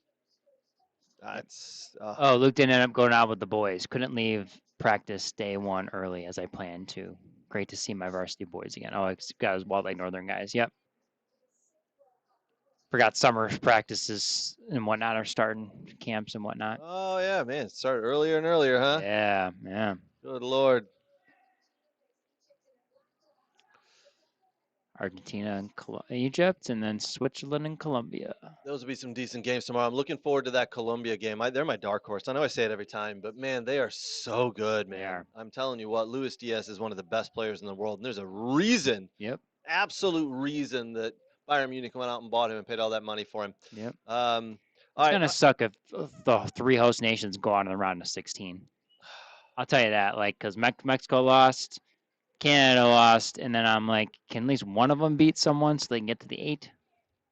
I mean, I mean, you think they have the surprise money, just kind of like what they do with like Open Cup, where like the longest they should do that. The longest host nation, whoever lasts the longest, gets the most money. should get some extra prize money. Yeah, That'd be nice. yeah, get an extra like $250,000. All right, Brooks. Do the U.S. start out this? Do they make any changes? Do they make any changes based on how I think Patrick he feels? does. You think so? Yeah, I think he takes Dest out. Is that your heart or your head? I think my head feels like he takes Dest out and he puts Pepe in and goes and switches to a 4-4-2. You know he's been listening to us, right? So of Yeah, course I he's know. going to. Yeah, exactly. I would love to take Tim. I mean, this at this instant, I would love to take Tim Ream out because he's just not athletic enough No, against these. He's not going. I know he's not going to. Yeah. Yep. And that's the rough part. That is the rough part. For everybody watching, put a little comment in there. Appreciate it. And do us a huge favor. That little bell down below. I don't know where it is. It's down there somewhere. Hit that so you're alerted when we go live, when we do fun things like this. It's actually below me. It's below you, Yeah. and you're below me. Yeah, exactly. So it's straight down. Straight down, yes. There. I don't know. I can't see. Yep. Right below plus six one arm. There you go. Yeah. You like that? You like that little graphic where he's kind of over you? See, you've got that little Yeah. subtlety. Yeah. I can rub his head. Yeah, maybe do something because he needs to pick it up a little bit. Yeah. Although I don't know if it's not him working hard enough. I think it's just Belgium came out with a game plan, man. Mhm. They're gonna take the space away. This is what we do in indoor soccer. It's so strange, but people say, "Oh my God, that guy's so good when he gets the ball." Well, don't let him get the ball. Exactly. Right? What are his teammates going to do when they get the ball? They're going to look for him. But if you have a man marking him and taking the space away, Yep. they're going to look elsewhere. So, very funny, Brooke. Yeah, or Luke. Luke, Yes. Yeah, you're right. That's pretty. You should have just come into the studio, buddy. Yeah. Too late now. I know, right? Should have. Game tomorrow. What is it? Argentina versus Switzerland. Egypt. Switzerland, Colombia. Switzerland, Colombia. All right. I'm assuming you're thinking Argentina are going to beat Egypt. That's going to be a tough one because Egypt are a decent team. I think Colombia win. And you think Colombia beat Switzerland? Yes. Yeah, I think so too. Those two teams play each other. Is that the way it is? Yeah, I think that exactly. The winner of those games plays each other next round. That's how they've been matched up so far. Yeah. And then we've got Spain facing the winner of this game, which currently looks like Belgium. Yes. Although still a long way to go. We've got 45 minutes and extra time if needed. The first 10 minutes are critical here for the U.S. The first 10 to 15, that's going to dictate how well they do, in my opinion. And if they come out strong and they have Belgium on their back feet, I think I think we'll be on their heels, as they say. I think we'll be good. Did you happen to see Jordan Henderson break his arm last night? I did. I tried to jump over the sign. What a moron. Well, if you notice when he jumps, Harry Kane gets over the sign first, and then he does it, but it was wet because of all the rain. He slips, and as he falls, his legs are in the air, and he falls straight on his arm. And it snaps. They said it was so bad that he had to have oxygen. Wow. He snapped it going in the wrong direction. Oh, geez. Wow. Heading into surgery in the next 24 hours here to repair it. So. Yeah. I don't, not his fault, right? I think everybody was hopping those boardings, but hey, man, you be a little bit more careful there, buddy. Let's see if there's any changes Tim here. Ream coming back on. We see that. Tillman, Adams, Pulisic. No changes so far, guys. That's what I can see. Brooks is not getting his wish.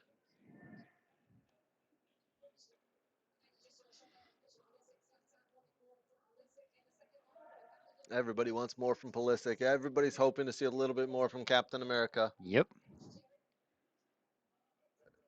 You know what? Pochettino sits down like he's got a sore throat, like he just screamed at his team. Well, look at his face. He's angry. He's upset. And so he should be. He should be because he knows this team's better than this.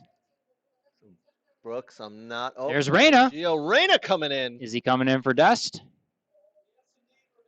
It's got to be. Okay. So There it is. Eugenia Dest is the one. That's what I called. Wow. Okay. It's a bit of a gamble. A bit of a gamble, right? Like he's not exactly defensive stalwart. Does he drop back into the middle? Does he go up top now? Does he just replace Dest out wide? What do we think? I mean, he Dest can was play. out He wide can right. play a wing. I mean, essentially Dest was playing a winger position anyways. He wasn't really defending. But we lost the midfield essentially. What I was saying is we were talking about going to a 4-4-2 to the fact that we want to win that, start to win that midfield. So it's almost a like for like. Yeah. All right, USA with a kickoff here. Looks like they're just going to kick it long into the corner. Oh my God! It didn't even get out of bounds. Didn't even get out of bounds. What the hell? Terrible. Just gave them possession right back. Like what? Oh, not a good way to start. Oh my Lord. And then Jedi just knocks it out of bounds from his head at the halfway line. Yeah.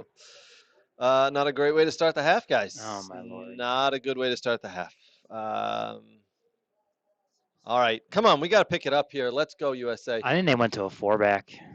I think that's why they moved Dest out. I think now they're in a 4-back. So Reyna's in the middle. McKennie's out wide.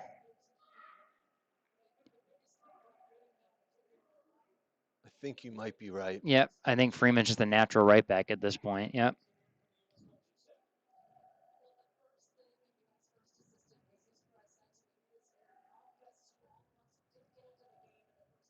Yep. And the intensity is already being put to the sword by Belgium here. There you go. That's a good poke away. Now let's go in transition. There you go. Okay, I'm fine with that. That's a good way to start. See, that's what you need right there. Get people into that little space. Oh, no. Don't try to dribble everyone, please. Just can't get around. That's ours, though. Yep. Looks like he's picking. Look. We're not just settling. We're picking the ball up and we're going quick. We're going fast here. Yep. Go forward, dribble. There you go. Yep. Draw the foul if you can. I think we've been instructed to get the ball and move into the space. Just get going. They have it as a 3-5-2 still, but I don't think that's correct. I agree. I don't think that is correct at all. It looks like a 4-2-3-1 with like Reyna as the 10. That's what it looks like. That's a foul. USA win a free kick just over. I think it's a 4-2-3-1. I think McKennie's out wide. Tillman's sitting deeper. Yeah. Adams or Reyna may be sitting deeper with Adams. Reyna's sitting right. He's done that before. Oh, that's a good ball. Get it. Come on. Press. I think it's Adams and Reyna who are sitting deep. It is, yeah, and Tillman's the 10. Yeah. Yep.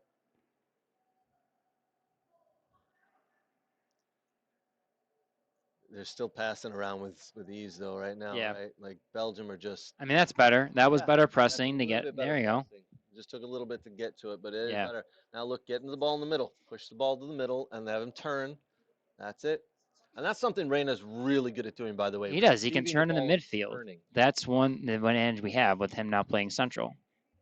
Luke's saying, called the changes, boys. I'd like to see a flat back 3 late in the game if they're still behind with Arfston on one of the flanks and Pooley as a second forward when the chips are down. Arfston's an interesting one. I don't know. I mean, we'll see. I don't know, Luke. Like, I don't know if Arfston's good enough against these guys. That's my thing. Probably not. I'm interested to see how Belgium adjust. Give it a couple of minutes here, see how they adjust, because Reyna's already getting the ball and turning in the middle. Yeah. And running. So now what are they going to do? How are they going to adjust? Yep. I think Onana would have been the perfect player for them to kind of nullify that with how quick he is and his long legs, but obviously left injured after a couple of minutes. Yep. Oh, that's too easy. You got to get the. You got to So make sure. nonchalant with that back pass, and that guy all he just like pressed a little quick, and then Richards had to clear the thing.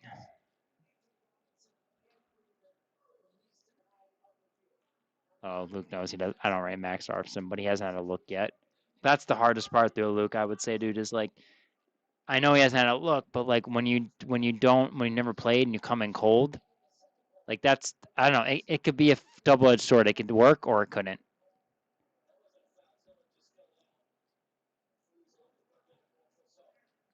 What happens when? What happens when Belgium decide they want to bring on the man mountain? Yeah, like De Bruyne and And Lukaku. Yeah, I when they mean, bring in like the how do you deal with that? I mean, that's Richards to deal with well, because he's gonna push Ream around. he's going to push Ream around like a rag doll. Yeah, go drive. The thing the U.S. men's national team are doing There, right that's a now, good ball. compared to what they did in the first half, is they're having possession and pushing Belgium back on their heels. Correct. That's a good switch Preventing from them. Reyna. That's Freeman, right? Okay, go on, Freeman. Go on, Freeman. Keep the ball. Ah, dang it. There you go. Good job, Reyna. I like the pressure. Go get it, Pulisic. Okay, I don't mind that. They cleared it. We get the ball. That's fine. I'm fine with that. Now we're starting to be on the front foot.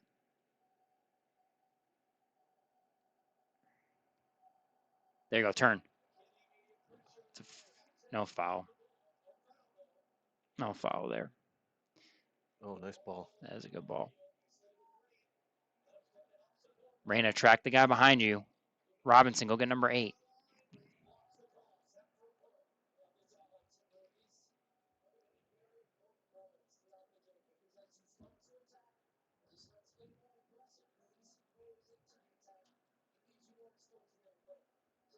Tim Rim doing a good job closing down the cross there. Yeah, that was really good. It's a little tangled there. He's like, oh, sorry. All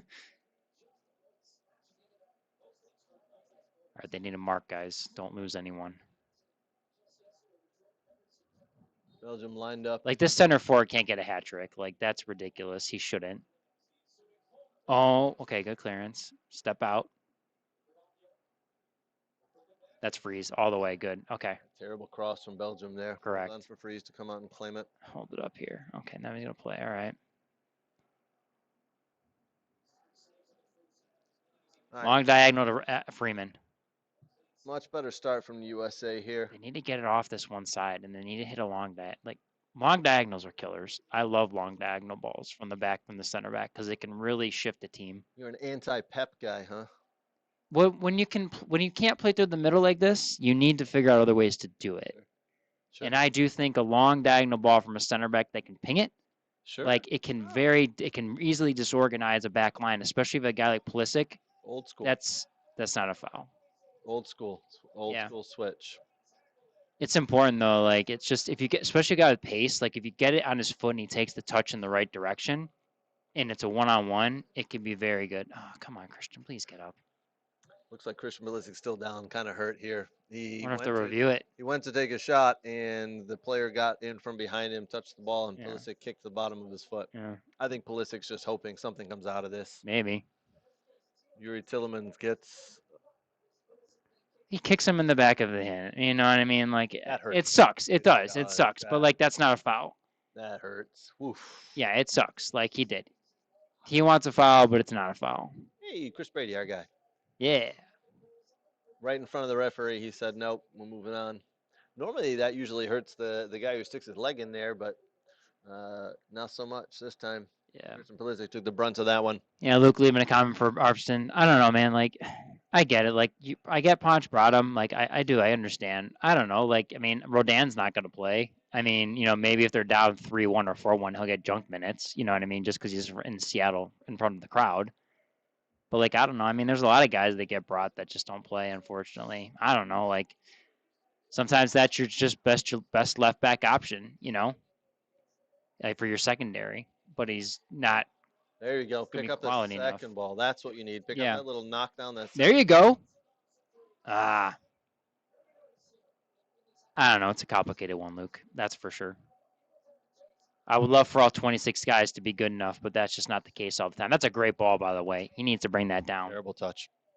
He's got to bring that down. That was a wonderful ball, I mean, at least if he could smack that first time across, you know, Yeah, you got to bring you that down as got a to bring professional that player. down. Yeah.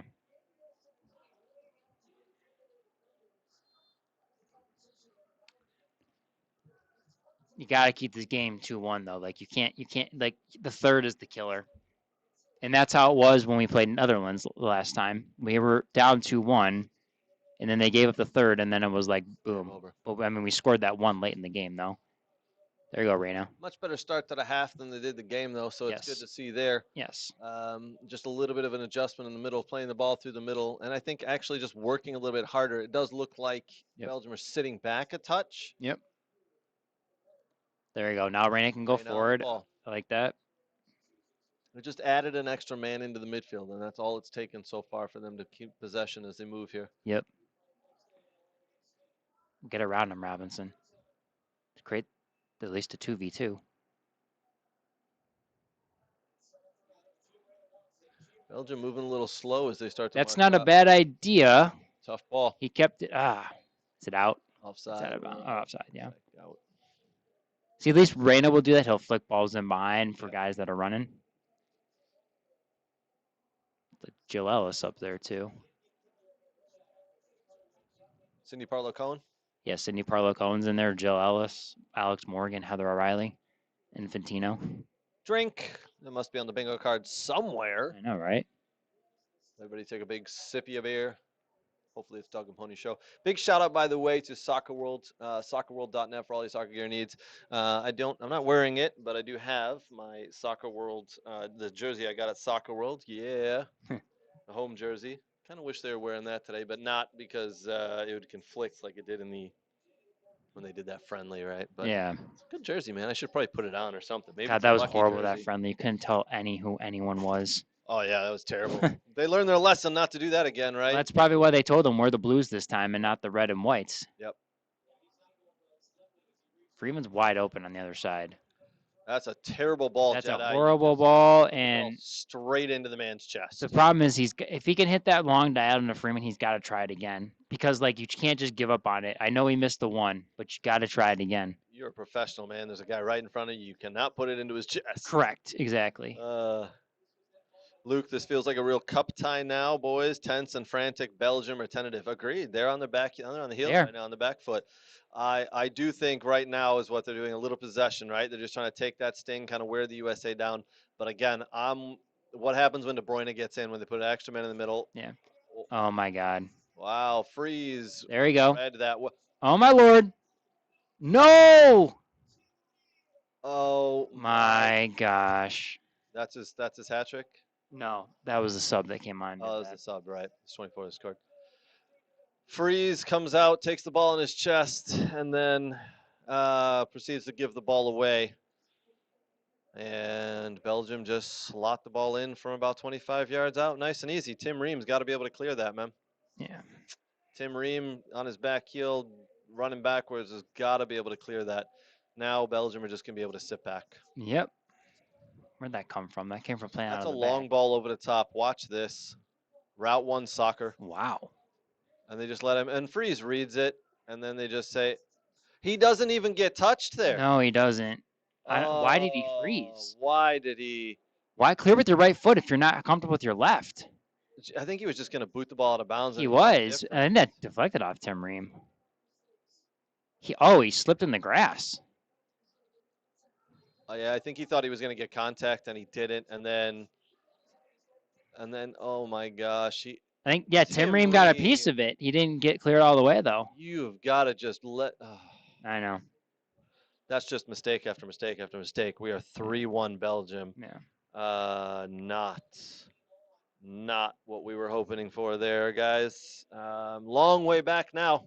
Long way back. More subs. Pulisic looks like he's injured. He's coming out. He's run his race. He's done. It's Berhalter in. Yeah. Berhalter in. He's limping, Pulisic, so he's run the race. He's done, unfortunately. Yep. Berhalter in. I'm sure Tillman goes wide. Tillman goes wide, or Reina goes high into that spot. Could be. I wouldn't remove Reina from where he's at right now. He's been doing very well. Well, he just did though. Oh no, he maybe put him as a 10. Then Tillman went wide. Yeah.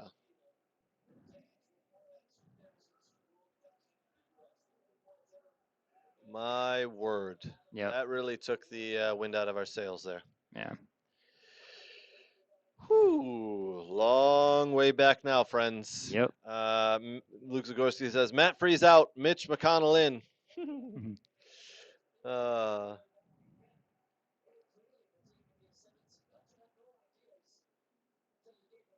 we can't, that just couldn't happen. That could not happen. This game has just been mistake after mistake after mistake. Yep. Do I need one? Howdy, folks. Howdy, buddy. How are you, man? What's up, Thanks for dude? joining us. Appreciate it. Kind of the wind just got deflated out of the sails here. We are Yep. pretty down after that. Just Yep. mistake after mistake after mistake from this U.S. men's national team. Yep. We are not happy as we just see the ball go out of bounds off of Tim Ream. Yeah. They're showing Pulisic on the bench. Looks like he may have just damaged his. He may have really hurt his foot there. Yeah, he really did kick the back of Yuri Tillemans. Oh man, oh man. I mean, they need to get one back before the 75th minute. That's pretty much the goal. Get Ted Lasso in. Yeah. You believe? Yeah. You believe? We have that. There is the sign around here somewhere. Somewhere around here. Yeah, I think it's over there. It's over there. By the way, someone did say to me today that you need to get some stuff on your wall. They don't like that it's blank compared to everybody else. Just saying. Thought I'd give you that advice. Who? My mom. Oh. Brooks needs stuff on his wall. Here. Oh boy. Yeah, Ream had the angle on that one. Yep. Freeze just boots the ball back up the field. I think done the first for that one goal, I think like Trusty, when you have him in the back, like he's the one that can cover for Richards in case he needs to slide over, you know? Yep. Because Tim Ream's not catching that guy. Do you think? I mean, you live and die with that. You live and die if that happens, that he can't catch him, but Richards to know he's got to win that. I think this was the game that Tim Ream got found out, though. He looks old, sure. slow. He got pushed around. He couldn't get back in time to turn around and back as he's tracking back. Do you think we see De Bruyne in this game at any point? No, I wouldn't play him. Wouldn't play him. Just hold If him you, off. yeah, I'd hold him off. Yeah. Lukaku? I would hold him off. If you're up 3-1, and it looks like you're not having any issues, what's the point? I would actually bring Lukaku in for the last 15 minutes to just give him a run. Just give him a run. Yeah. Just let him run and say, hey, we're going to knock the ball long to you. All you got to do is beat Tim Ream. Yep. I mean, listen, the game isn't over yet. If the USA find a way to get a goal here, then it's game on, right? Yeah, it's interesting at 3-2. We saw this last night, especially before the water break. Mexico got that second goal as a penalty, and it was game on, and England got a little flustered. And yep. Again, I'll say it: the water breaks changed the game for England last night. Yep. It was unfortunate that those water breaks are there because I think Mexico would have scored if it wasn't for them. England were able to catch a 3-minute break and get organized. So USA just need to catch a little break. My God, what a giveaway! Now we've got a 3-on-3. You do not want Leandro Trossard running at you. You will find a way. Blocked by Richards, out for a corner kick. They're all talking shit. That's the problem. Is all the Americans are talking shit when they just need to shut up and play. He's upset. He's totally upset. Yeah, it's just bad luck, right? Bad luck. So nothing he could have done about that.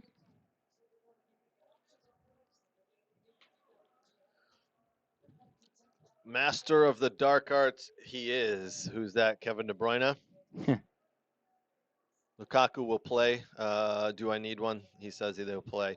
I agree. I do think they'll bring him in probably about 15, 20-minute mark and just let him run and bully his way against those two center backs of the USA. Yeah. And what do they? I mean, listen, Belgium are going to keep a guy high. You might as well make it someone who's a bruiser and got fresh legs. He hasn't played a ton in this tournament anyway. That's a quick throw by Brawl. It's a good decision, but unfortunately, Reyna taps that out for a goal kick. Yeah. Waste a couple of more seconds off the clock here. Yep. But see, here's what happens. It's not even the wasting the time off the clock, Brooks. It's that Belgium now gets a rest, right? Yeah. They all get to walk for 10 seconds. They get to set up. They get to organize. So yep.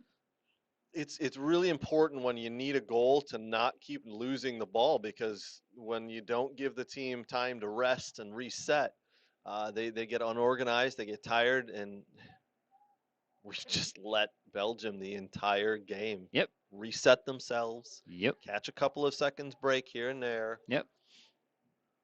I mean, the pressure got to the whole team here right You now. think so? The pressure from the U.S. It public? did. I think it got to him. I wonder if the Balogun thing rattled him a little bit too. Like, I mean, some people said the Balogun decision may have rattled people, and like, you know, when you're super disliked by everyone now because of the decision and the change that happened, I mean, there's difference that can flow within there. Um, I mean, something happened. Something happened, and it wasn't good. And were they too relaxed? I don't know. The USA definitely felt like they came out relaxed or just tentative in that Yeah. first 20 minutes, right? The first 22 minutes, they couldn't, and then they couldn't step it up. No. And that's what you find with teams these days. When they come out relaxed and Yep. try to play casual, it's hard to put your foot down on the pedal and get going and go up the gears. It's easy to go down the gears. Going up Play the gears, McKenny. He super wants tough. the ball. You gotta ping the long, like you gotta look at that and ping the long diagonal. That's a corner at least. Yeah, USA get a corner. See, they need to take it quick here. Freeman wins that corner deep in the corner. Yeah, there's Oh Doku and boy. Lukaku coming in, so wonderful.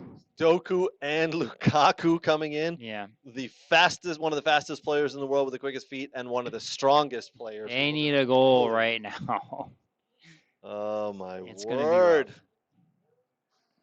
That is the U.S. I mean, Brooks. I'll be honest. The USA team is struggling right here. Let's see if we can put something in.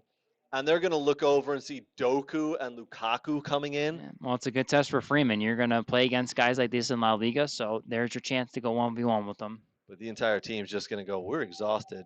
Yeah. Fun fact: Dr. Evil from Austin Powers is from Belgium. I Right there, thought he so. got stuck in the just hit that with your right foot. Clear with your chest and hit that one with your right foot. I think the number 20 Belgian player who shoots that just mishits it. He gets a bit lucky that it He doesn't. does. But like for me, like if you're gonna get that freeze, I head it just out, Yeah. or just like you come and you just swing. Like I mean, that of the 3 goals, that was 100% his mistake. The other two, like it was a mistake by Dest. The first one, not winning the header, and Freeman to head it back in the middle. You never head it back in the middle. Yep. And the second goal, just not be able to clear it off. Letting people play through and not tracking runners. This is just not the game we wanted to see from U.S. men's national team in any way, shape, or form. Correct. The level of play, of skill, the desire hasn't been there, and now they're What are you exhausted, down doing? 3-1, and they're about to see Doku running at them. I know. Guys, this is horrendous. I don't know what to tell you. This Yeah. is going to be. And agreed. Do I need one? Geez, that ref cam for Belgium's third goal is rough. 100%, Yeah. man. Yeah. Oh my word. Oh my word, is it rough? This is not what we want to see. Apparently, 35 million people were due to tune in and watch this game. That's what Fox predicted. I predict half of them have tuned out by now. Yeah, Because sure. half the casual fans, right? Like, Tim Ream getting. But there's the goal. Like you can't get beat for the second one. You can't get beat like that. And then the first one. I mean, the first one was horrible because bad clearance in the middle. Yeah. Destin wasn't alert to go win that. Gets through the legs of Richards, and then McKenny doesn't even try to step up and try to get a blocked across. Right. He just watches it go by. Like you can't tell me you're not sliding to like get that out of bounds. Yep. Here comes Lukaku. He's going to be going back into his own box to try to help win this long throw in. Oh, no, they take it short. There he goes, straight up the field to play into that position. He's going to sit right between the two center backs. Yep. He's going to sit right between Tim Ream and Chris Richards. And anytime the ball goes long, he's going to bump and he's going to be in the air trying to push them around. Yep. And you can guarantee when Belgium win the ball, they're going to go off to that left side with Doku. They're going to let him do his run. It's a good idea. It just looks like every idea. Oh my gosh, look at the amount of time he has to turn. They're just sitting. They're sitting in the passing lanes. That's what they're doing. Belgium. Yep. They're just sitting in the passing lanes. Just sitting in those passing lanes, waiting for the U.S. to, Yep. to slowly show them where they're going to be passing. Mm-hmm.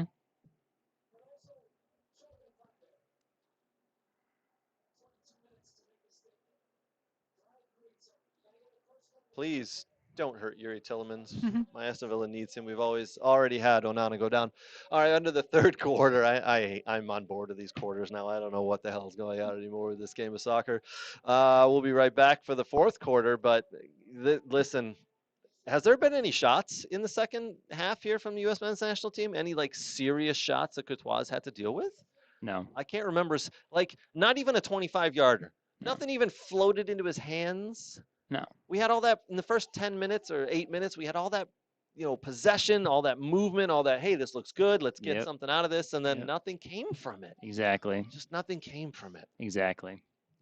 It's like the U.S. men's national team just remembered who they were. They'd forgotten about their first 5 games of the tournament. I think it's part of that. I think it's the Belgium stuff that happened and all that controversy. And then the other thing that was, it was just like, I was thinking about the game they played them before and how they got smacked. When they played them, was it Atlanta they played them? I think that was Atlanta when they played in the last one. Let me just double check. But where they played Belgium. Belgium? Yeah, just double check that one. Let's see here. Yeah, absolutely. Do I need one? The quarters of the game, it's killing the rhythm. Absolutely, and the stats prove it. Through the round robin, the group stages, they said after the quarters, after the hydration breaks have ended, teams have come out and what is it? The momentum has changed by 20 some odd percent. I think in the first half of games it's changed 30%, and in the second half it's changed 22.5%. So this is actually maybe a good thing. It looks like it's raining there in Seattle now, but this is actually a good thing for the U.S. when these hydration breaks happen. If that holds true, the momentum. Oh, it's not raining. They put the sprinklers on. It's can they get a little bit more organized? Can they now get some of the momentum? And it looks like Pepe is getting ready to come on here. A little too late, unfortunately. Yeah. But like we said, they haven't put any pressure, no shots, nothing even floated into Courtois' box. Correct. Looks like Eddie Vedder shaking the hands of someone there, right? Little kid. Yeah, that was Eddie Vedder. There is a rocker. That's on the bingo card, guys. Take a drink. Everybody take a drink. We'll see if this can help the U.S. men's national team. See if Poch could figure this out here. I'm going to eat another orange piece. People are like, that was chocolate. This is a chocolate orange, my friends. Yeah. Brought in by our good friend Luke Zagorski. New addition to the We Are Soccer group, Luke Zagorski. The heck? There we go. It was in Atlanta. Yep, we lost 5-2 to Belgium in Atlanta. Oh, yeah, I remember that now. Yep, that was on the artificial turf, though, right? That wasn't on grass? It was back in March. Yeah. And then we lost to Portugal the next day, 2-0. It was a couple days. Or not a couple days later, but yeah, same place, though. Yep. And this is just too easy right now for Belgium. They're knocking the ball around. We know what's crazy is like then the following international window, to Germany we only lost. Okay, that was before, but like we beat Japan in one of the windows before. You know what I mean? And like I would rate the Japanese pretty good. I believe. And better than Belgium. B-team Japan side. Sure, but like they were still good though. I don't think we had our full strength team. Tyler Adams being subbed off. Yeah. Pepe on for Tyler Adams. So you're taking your. So that means Berhalter and probably Tillman are sitting in. Yep. He's had a horrible game, Tyler Adams. And now you're hoping to float some balls into Pepe's head and see if he can do something with it. Luke Zagorski goes, substitution for We Are Soccer. Entering the field is number 32, Luke Zagorski, best water boy in the sport. He did bring beers on his first day. I will say that. So far, yes. Employee of the month, probably. Yeah. The month of July. Month of June? Was that Do we have a wall for employee of the month? We should have a wall. We could do that. That would be good. Yeah. That would be good. Buy some cheap frames, put that up. Maybe that's what we put behind you, Brooks. In the month. Employee of the month. Yeah. We can hang it up somewhere. Some Ream's going to get beat by Lukaku. I mean, Tim Ream just barely gets there, but he did the job. Jedi Robinson holding on to possession.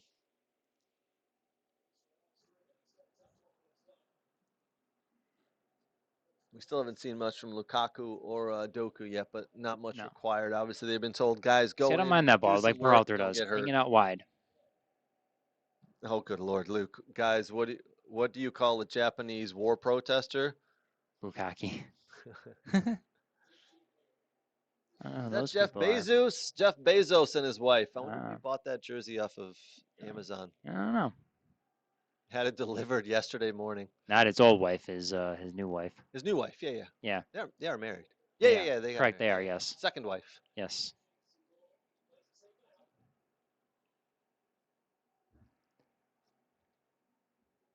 What would it be like to be so rich? He'd be like, I could actually buy this U.S. national team. U.S. national teams are not for sale. They're not like a club, but he could probably still find a way to buy them. Could probably fund the whole entire 501c. Yeah. You know what? Hey, Jeff, get on that. Get us some players who want to compete. I don't know if that would make a huge difference. I mean, a Why national not? team, it's competing for the countries that are going to have a chance to win the World Cup. Think about 5 World Cups from now. Like, what can we do right now to get like super ultimate athletes born and trained? I mean, what would be better for him is just invest in a bunch of in USL and MLS. That's what I would do. Invest in domestic leagues and youth systems. Think bigger. Think bigger, Brooks. We want to It's got to start compete. there. We want to compete in 4 or 5 World Cups. So you know what? Get some super athlete kids born right now. Get them trained, and then here we go. Doku's running. Doku running. What do you want? Genetically engineered children? Yes. Yes. Yeah, like in a lab Yes. somewhere. There's some Yes. secret lab where they're just building athletes. You don't think Jeff Bezos knows all about that? No. He knows about everything. Well, He could, you know what? He could probably it's shoot him probably off what into space, have him born here, shoot him off into space, train him up there, bring him back for the World Cup. Here comes the Yeah. USA national moonmen team. it's probably the best. It's probably what Tesla nut job is probably doing. Oh, Elon Musk. they're all crazy, man. They're all Yeah. crazy. What did he say? He said Brooks, who is the best crosser of the ball on the U.S. bench right now? On the bench? Oh, good question. Not 5, but I think in the next 2 World Cup spots, US can be better. I hope so. I hope this is something to build off of. But this is where we hoped everybody would be, right? This is where we said they need to make it to be considered a decent World Cup. They got here. Yeah. Progressing past this would have been marvelous. This is where we stalled out. I'm okay with it. I just don't like the way we're going out right now. It's just not a good look. Yeah, Luke, your answer is probably Arfston at this point. That's left on the bench.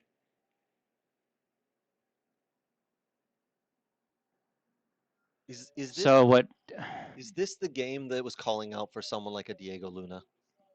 He wouldn't have made a difference. No. Like I'm sorry, like he wouldn't have. In the first half, we were just getting He run wouldn't have made it. Like his effort to press for sure. Like Yeah. but like like. I mean, what he's there are rumors he's supposed to get sold to Monterrey. Monterrey are looking at him for Liga MX. I mean, it helps because he's Mexican, so like that's easy for him to go there. Yeah. So what's he say? Doing and done says not 5. I think the next two World Cups, US can be better. Yeah, it's just going to take some time. Listen, like there are some very good players. You have Mamedi that plays for Red Bull that is going to look to go overseas. I mean, you got a couple guys at Dortmund, that are coming up for their stuff. Listen, I don't know where Kevin Sullivan's going to be. I know everyone rates that kid, but I don't know where he's going to be. To be honest with you, he's supposed to go to Man City at 18, but like that kid isn't like. If you were starting for Philadelphia Union at 16 and making a huge impact, that's one thing. But he didn't really play his first year, and he's playing more the second year, and he's done all right. But I just don't understand how you step into Man City and as an American, and if you haven't played a whole lot in MLS, it doesn't make sense to me. Luke, you make a good point there. You want the best crosser of the field on the ball. You mean you put Pepe on there? What's he supposed to do, right? Is he wants to get on some of the end of these crosses. We haven't crossed anything. We haven't been able to get free to cross the ball. Yep. So we need someone in there who can create a half a yard space for himself and cross that ball. Balogun somewhere getting. It's just not happening right now, unfortunately. Yeah. Belgium's fullbacks are solid but unremarkable. Run at them, cross it. I 100% agree. It's somehow we still can't do it. We just can't seem to find a way. Get out to Freeman, those dude. crosses in. Get it out to Freeman. Even now. And less touches. See, the wingers are just pressing. The wingers are getting there as the first stalwart of defense. The spaces in the middle. So this Berhalter's going to break lines like that. That's not a horrible one. Got a little bit lucky. Freeman's not the only problem. Freeman is not super technical. That's the problem. Get the cross but in. That was a good combination. You need to get the cross in. That was a good idea. Oh. Yep. Hit it, Berhalter. Yes. Oh, see, Oh. that's why at least Sebastian will take chances. But it all came from getting the ball out And he wide wants and finally creating space to cross the ball in. agreed. And in the second ball, Berhalter stepped up. That was close. He had Courtois beat.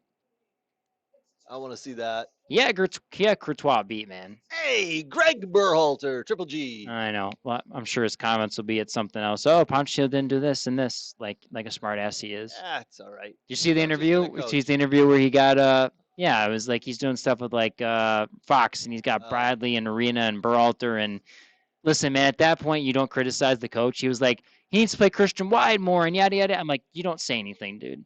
You just say he's done a good job. You know, he's the winningest coach. You know, he's Pochettino in one try is the winningest coach in U.S. men's national team history. Yep. Oh, that's but You know, you don't say anything though. You let it go if you're Berhalter. You don't do. paid to do It that. doesn't matter. You don't you're not a moron. Don't act like a moron. So De Bruyne's just sitting there. He's like, I'm good. I won't play till Spain. That's okay.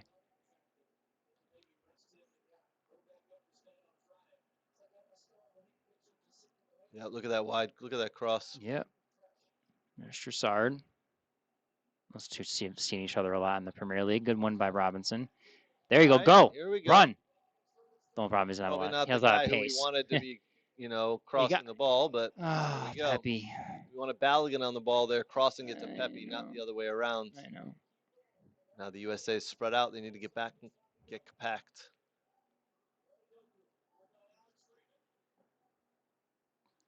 Oh my! He pulls the ball back. He's like, "I'm going to go at you again." Mm-hmm. My God. And there's two guys over there. It's him. It's McKennie and Freeman. They're afraid to dive in on him. Yeah. And then they foul him. Yeah, they're just afraid to dive in on him. And then Tim Ream's arguing things, and I just, it's just I think not he's gonna arguing about the Pepe foul. Yeah. Yeah.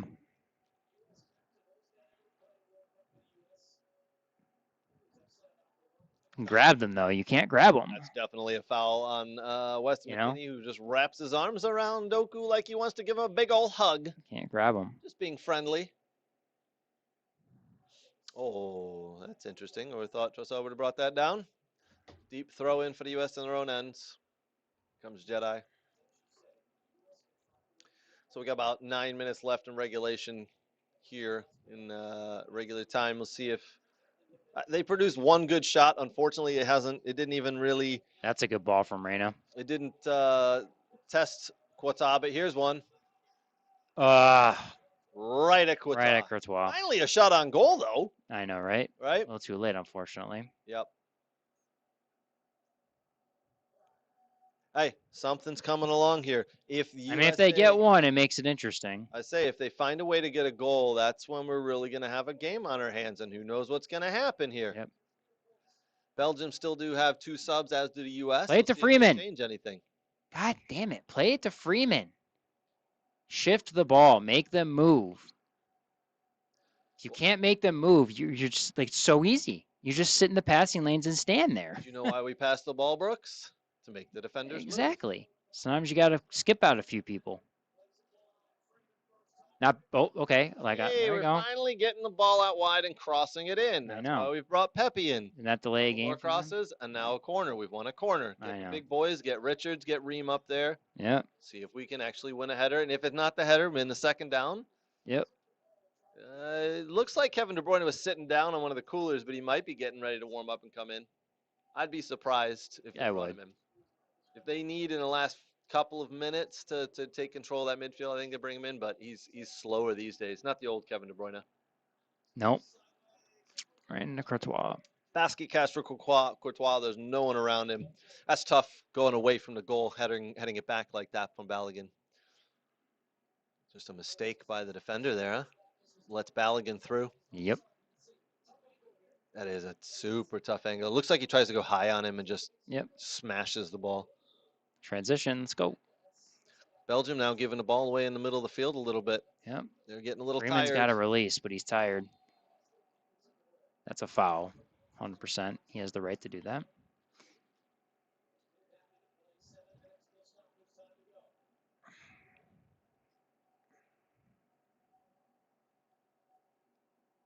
I know you want to see a switch there, but it's a long switch on. You got to have the balls to play that, though.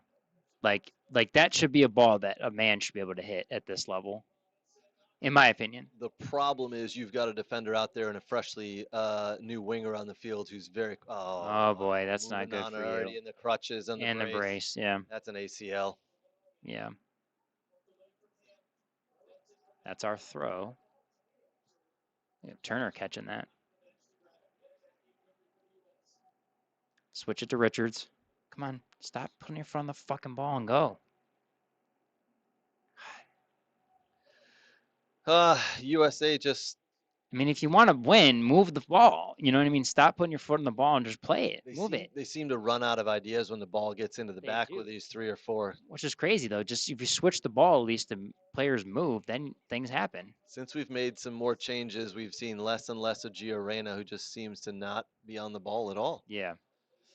In a good way, Lukaku hasn't done anything. Doku's done very little except for one run he's had. So Switch it. they just don't seem to be into the game much as well. Wide Freeman. See, the problem is you put the ball out there to him, he's on Doku, and Doku's very quick and fresh compared to him. Yeah. That's not going to work. Way too easy. So bad he can bring the ball down. And, oh boy, Doku's just lining him up here. See ya. Bye. That's the way he's going to face a lot in La Liga, so he's going to get used to it.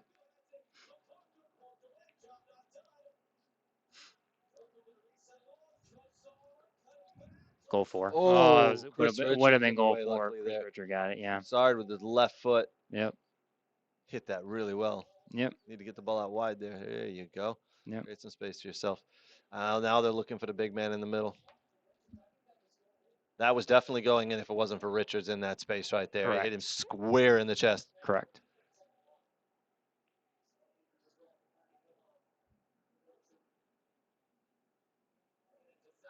Raskin's been causing a lot of trouble. Yes, he's been good. He's been good. I don't know who he plays for. I need to look at that. Because if he's playing for a lower club, he probably, depending on his age, he may get a better contract. He'll earn himself a new contract or a new or a move to a bigger club, right? Yeah. He's 25 and he plays for Rangers. Yeah, he'll be earning a move somewhere with what so. he's been doing in this World Cup. He's been doing well. Today he's done very well. Yep.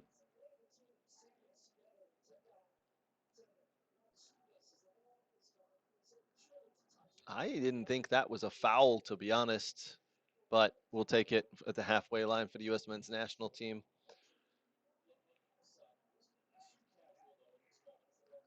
This is the problem. The ball just gets stalled in the back. Yep. Got to be able to get the ball wide. So we got 4 minutes. That's a good ball in. I like that. He found a good Plus pocket. any extra time. There we go. Oh. Read you like a book. Everybody saw that coming. Exactly. No one told him to turn. Hold the ball. Doku wants the ball at his feet. Oh, wow.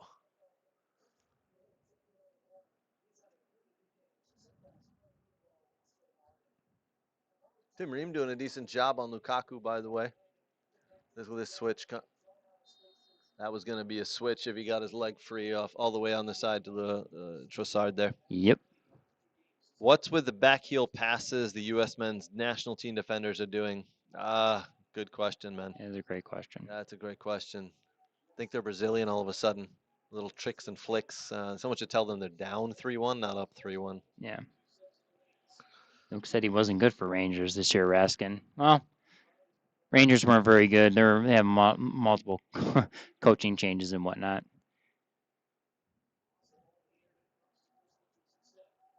Yeah, thanks guys for watching along with us. Very much appreciated. If you haven't already, make sure you subscribe to the channel. Hit that little bell down below the box here. We'd appreciate it. Let you when we go live. We got a lot of different pieces of content we put up, from going live on watch alongs to some of the live games, local Detroit here, and some interviews we were doing as well. So a lot more content coming up. So hit that little bell. It'll let you know when we go live. Make sure you like this as well. Appreciate everybody joining us. And if you're on any of the other channels, do us a favor. Head on over to YouTube. Give us a like, a subscription, a share there, please. Appreciate it. Yep. We're trying to build that channel. 80,000 followers plus. So getting there. Trying to get to 100. That's the goal. Axel Witzel That it is. Yep. And 22 would be Alexis Salamakers. Uh, Trossard's race has run. He looks exhausted, by the way. Yeah.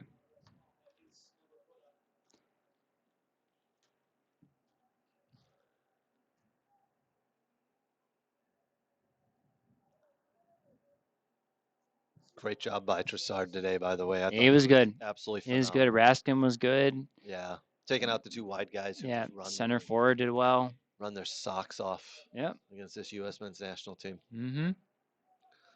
That's how you get up and win a ball, man.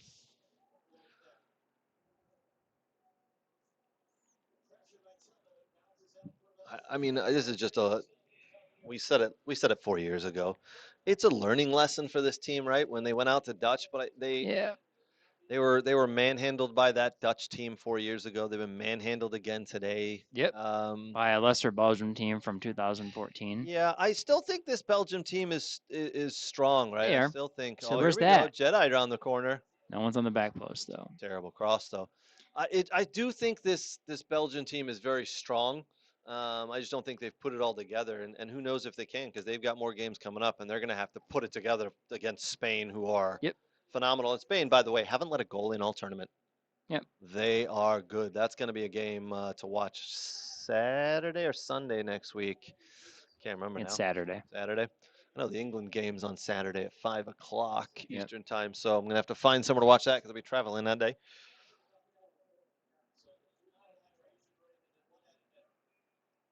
So we got 1 minute. Luke asked, speaking of guests, what are the chances of getting a former Wrexham legend into the esteemed WA studio as a guest? Perhaps one who lives locally for no particular reason at all. That's a tough one. That's Brian Tinian. Yeah, good luck with that. Yeah, it's a tough one. We've tried before, Luke. I don't think he's interested. No, he likes to keep quiet. Play him. Here we go. Reyna running at players. That's what he's brought on to do. Yeah. Let's see if we can get a cross in and get Pepe on the end of it. Uh, Balogun, why did you let that go? That ball was for you, buddy. Yep. And now all of a sudden, you've got Belgium breaking.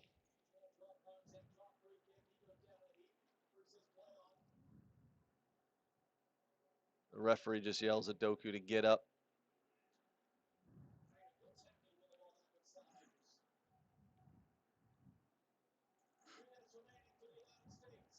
Only 4 additional minutes added, and there's 3 left out of that. We already gone through one. So USA got to start getting this ball into the box. Start doing something with it here. You got to start to bother the goalie, man. You got to put shots on the goalie. Yep.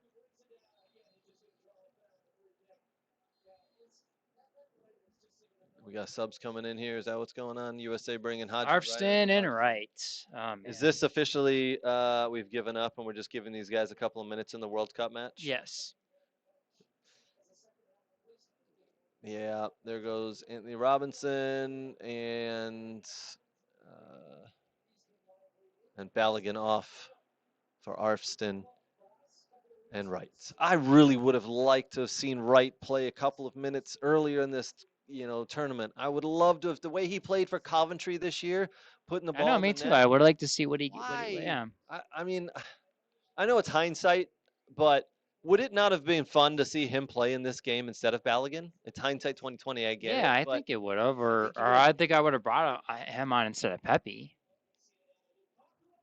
And that's 4-1 game. Lukaku did what Lukaku does. Mhm. Game over, friends. Yep. That is official 4-1 Belgium. And it ends the U.S. men's national team's 2026 World Cup, unfortunately. Yep. Not much else to say, just kind of disheartening. Yeah, it's rough. This is not how we wanted to end. Yeah. Got some comments on the Facebook. Did you see that? No, I didn't. Please read them off. Yeah, Brian Goldie, Adams played way too long. Turnover was killing us. Bad touches early on. Punch has been great. That's what he said. Brian Goldie, shout out, buddy. Poch has been great. I agree, man. Just unfortunately, this game, we couldn't seem to get it going. I don't know if he didn't have the boys up and ready to go for this one, but they just started out so flat that they were never able to put their foot down and get it going again. Man, No, it's you got someone with a laughing emoji on YouTube. Yeah, yeah, no, I agree. mm-hmm. Trust me, I agree. Not how the U.S. team wanted to finish, though. This is not quite what we were hoping for. Unfortunately, Yeah, you know, they worked their socks off. Overall, today, not good. correct. But just overall in the tournament, they played well. Listen, like people that want to laugh or whatever, do we expect to win this thing? No, not by far. You know, we thought quarterfinals should have been a decent thing to get to be honest with you. We at least got past the first round, Yep. but like we knew we weren't going to win the whole thing. Like everything the chips would have to fall in the right way, the calls would have to been called the right way, and the chances would have been scored in the right, like almost perfectly Yep. for it to happen. That's just the reality of it. Like Yep. there's no chance. Yeah, that was just how it was gonna be, right? Yeah, it just was how it's going to be. But I mean, listen, like I'm already looking at conference Concaf qualifying in September 2027. So not this September, but the next one for the 2030 World Cup. So you know, Brooks is already looking ahead. I mean, All right, Brooks. Give me this though. What would you give the overall 2026 World Cup U.S. Men's National Team? Give me a grade. Obviously not an A plus, right? But yeah. what are you giving me? It's not a D. We didn't come in here like. If I Uh, gave it out of a 10, I would give it a 7 out of 10. okay, 7 out of 10. So Yeah. that's probably like a This was B. disappointing. If they went out better, like that was like tough for like better on this, I would have definitely said, B plus. I would have said probably 8 out of 10. Yep.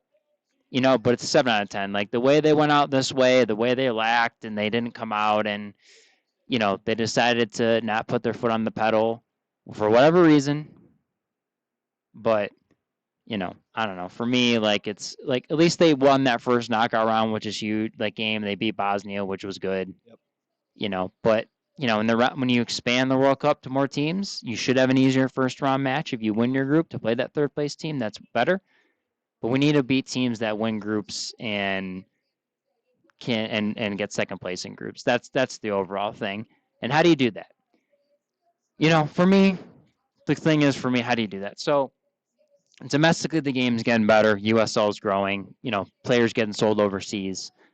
You know, there are players playing in better leagues, but it's just for me, it's when they start as youth players, the youth level in this country at 15, 16, 17 needs to be much more better and much more competitive and not so much focused on development, in my opinion. Yes, you're still developing as a player for sure at 15, 16, 17, but wins and losses need to mean a little more and be more competitive and not play these games that MLS Next does at times when we have all these tournaments that let you get into playoffs and give you second or third chances to do stuff. Like that's not how the real world works. And the best young MLS Academy players, if they're not playing for their first team, should be playing in a USL League One team or somewhere they're playing against men and growing up and learning how to play against physical players. Like that's the thing that needs to change for me in the next 4 years is how do we improve that level of the 16, 17, 18-year-old player? Because everyone's like, oh, it's not college soccer. Well, college soccer does teach you a lot of stuff, in my opinion. Yes, it's not the sexiest soccer, but I'll tell you this: when you play against men. It's a lot faster. It's very physical. And what do you have to do, Craig, when you play college soccer? What do you have to win every year? There's a few things you're out to win: a conference tournament, a regular season, and a national championship. Sure. You got 4 months to do that. And you can't lose a lot of games along the way. And then sometimes miracles happen where you win your conference tournament and then you create upsets in the tournament. You know what I mean? And I'm not saying college soccer is the answer, but there are a lot of players that need to understand when you need to win games, you need to perform when you're supposed to perform. That's how you develop as a player. Not just playing keep the ball, possess the ball, not knowing how to defend. That's what's going to take us to the next level. If we can figure that out in the next 4 years, we'll make another step, but to be determined. Yeah, I don't see a step really being taken in the next 4 years based on what I'm seeing here, based on what I'm seeing in the USL and MLS. But 8 years for sure. Overall, I give this World Cup, I give it an 8 out of 10 to this U.S. men's national team. And I do that for the fact that I thought they played some great games. I thought they played some great soccer earlier in the earlier rounds, but mainly because they brought the country together. I've seen so many people who have no idea about soccer, have never watched soccer before, come together and watch it and ask questions and appreciate it. So I put a little bit of off the field and a little bit of on the field together and say, what a great tournament they had. I love the fact that we got to know a little bit about the players. We got to know a little bit more about Poch. I don't think he'll stick around for the next 4 years. I know he's been offered a contract, but we'll see if it happens. Would love to know really soon if it happens. If not, get someone else in. But yeah, it's got to Well, the start at the question youth is, levels. do you go domestic, or if he leaves, do you go domestic or do you go international again? I just think you find the best.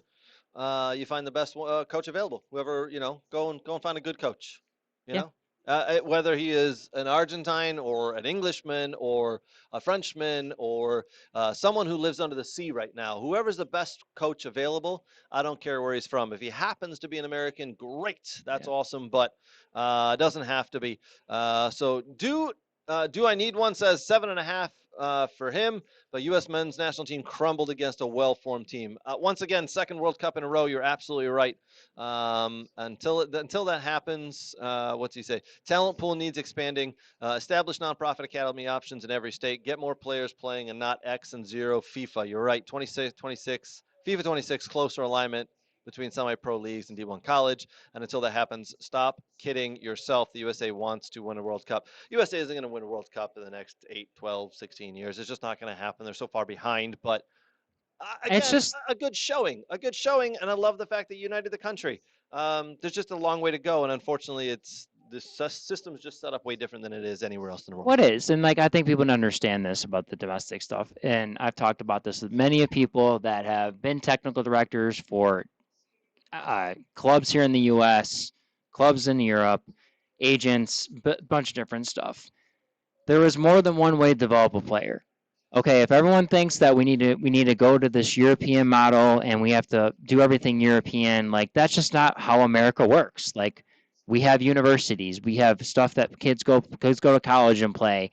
You know, we do things a lot differently here in America. Yep. But there's more than one way to develop players. And Well, we haven't figured it out here yet, though. well, the problem is I think we're and like and I have I have an interview coming out with Ian Barker he'll be at the North American Soccer Expo, and we talk he's with U.S. Soccer Coaching Education, and we talked a lot about a lot of that stuff. Do coaches copy a lot of stuff the European and like do we as U.S. Soccer, do we copy way too much and seek help from other European countries and not try to look within ourselves and see these are our players, how do we develop them properly? Because the European model may be an answer for some players, but it may not be an answer for all players that are developed here. And that's the question. Like this is a melting pot of a lot of different people. And like I've always said, if you watch top youth players, colleges, whatever, across the different parts of the country, you can see what type of flavors and flair that each possesses. Midwest, we're always very, strong, athletic, maybe not the most technical. The West Coast are going to be more technical players with some IQ. Southeast will be the same way. Northeast will get a kind of combination, a lot of things. You get a technical player, but you get some strength and physicality and whatnot. Like, there's a different flavor for everyone in this country. And how do we bring all that together and we produce top players? And it's not just through the national team. I'll tell you that right now. It's not just through the U.S. youth national teams, man. It's through all the youth leagues. It's through different avenues we offer, like Luke said, through the amateur leagues, through the semi-pro leagues, through USL One, Championship, MLS Next Pro, all the above. It's people working together and trying to churn out players as much as we can, whether they're 17, 18, or they're 22, 23. I've said it before, and I think you disagree with me on this one, Brooks. But for me, the reason this sport doesn't advance more, and we are not able to grind out good creative players like these other big nations, is because the kids do not play soccer in the backyard. Well, I agree with you. I don't disagree with you with that. Like they don't pick up, like that's not their first ball they pick up. It's a football or Right. basketball. And But I don't mind multi-sport players. I Oh, like no, I no, like no. multi-sport players. I think they actually make better actually soccer players. I disagree, but Yeah. I want to see what kids do in England and in Europe. Of they're just out in the backyard playing soccer with their friends. Sure, they got practice twice a week with their coaches and their team, Sure. but on But those they do it other on their own. 5 days, they're outside just playing soccer. They're outside having fun, Sure. trying things, being creative, seeing what works, what doesn't work. These little tricks and flicks, Yeah. and then they harness those skills into the games and their trainings, right? But here it's the kids are trained 2 or 3 days a week. There's no creativity. There's no actual scrimmages. It's just do It's this drill. forced. It's forced. Yeah, and Yeah. I don't see it going further because of that reason. And part of it, you're right. A lot of the good players here, what do? They pick up a different ball. They pick up a basketball. They don't pick up a soccer See, I ball, don't right? I don't So mind that when you're young. When you get to like late middle school, high school, that's where you kind of start to specify, like to sure. be specific. Yeah. But like I mean, a lot of the pro guys I've interviewed, I mean, a lot it's been different. Some have not really focused on things until they were sophomores in high school, and they were playing multiple sorts. They were playing like a lacrosse, Sure. a basketball, flag football, baseball, and whatever. But like at some point, they eventually, and they said they actually attribute a lot of their skills and how they were as an athlete to playing multiple sports, which isn't a bad thing. But I think it's the way kids are trained. I mean, we've seen it. We've seen it. You having kids that play youth soccer and then just me with scouting and everything. It's the way kids are trained and how coaches talk to players and communicate. But again, like we talked about, how forced things are in this country where kids don't choose to do it themselves. It's forced by a parent or a coach or whatnot. Yeah. So All right, Brooks. I think that's going to wrap us up for the night, buddy. Appreciate you joining here, everybody. Brooks and I had a lot of fun today. Unfortunately, the U.S. Men's National Team World Cup comes to an end. Lots of other games going on, though. We're going to do a couple of live watch-alongs further in the coming weeks here towards the end of the tournament. Lots of great games. Now we really do get down to the serious part of the World Cup. But for Brooks, myself, and the We Are Soccer guys, we very much appreciate everybody joining. And until next time, cheers.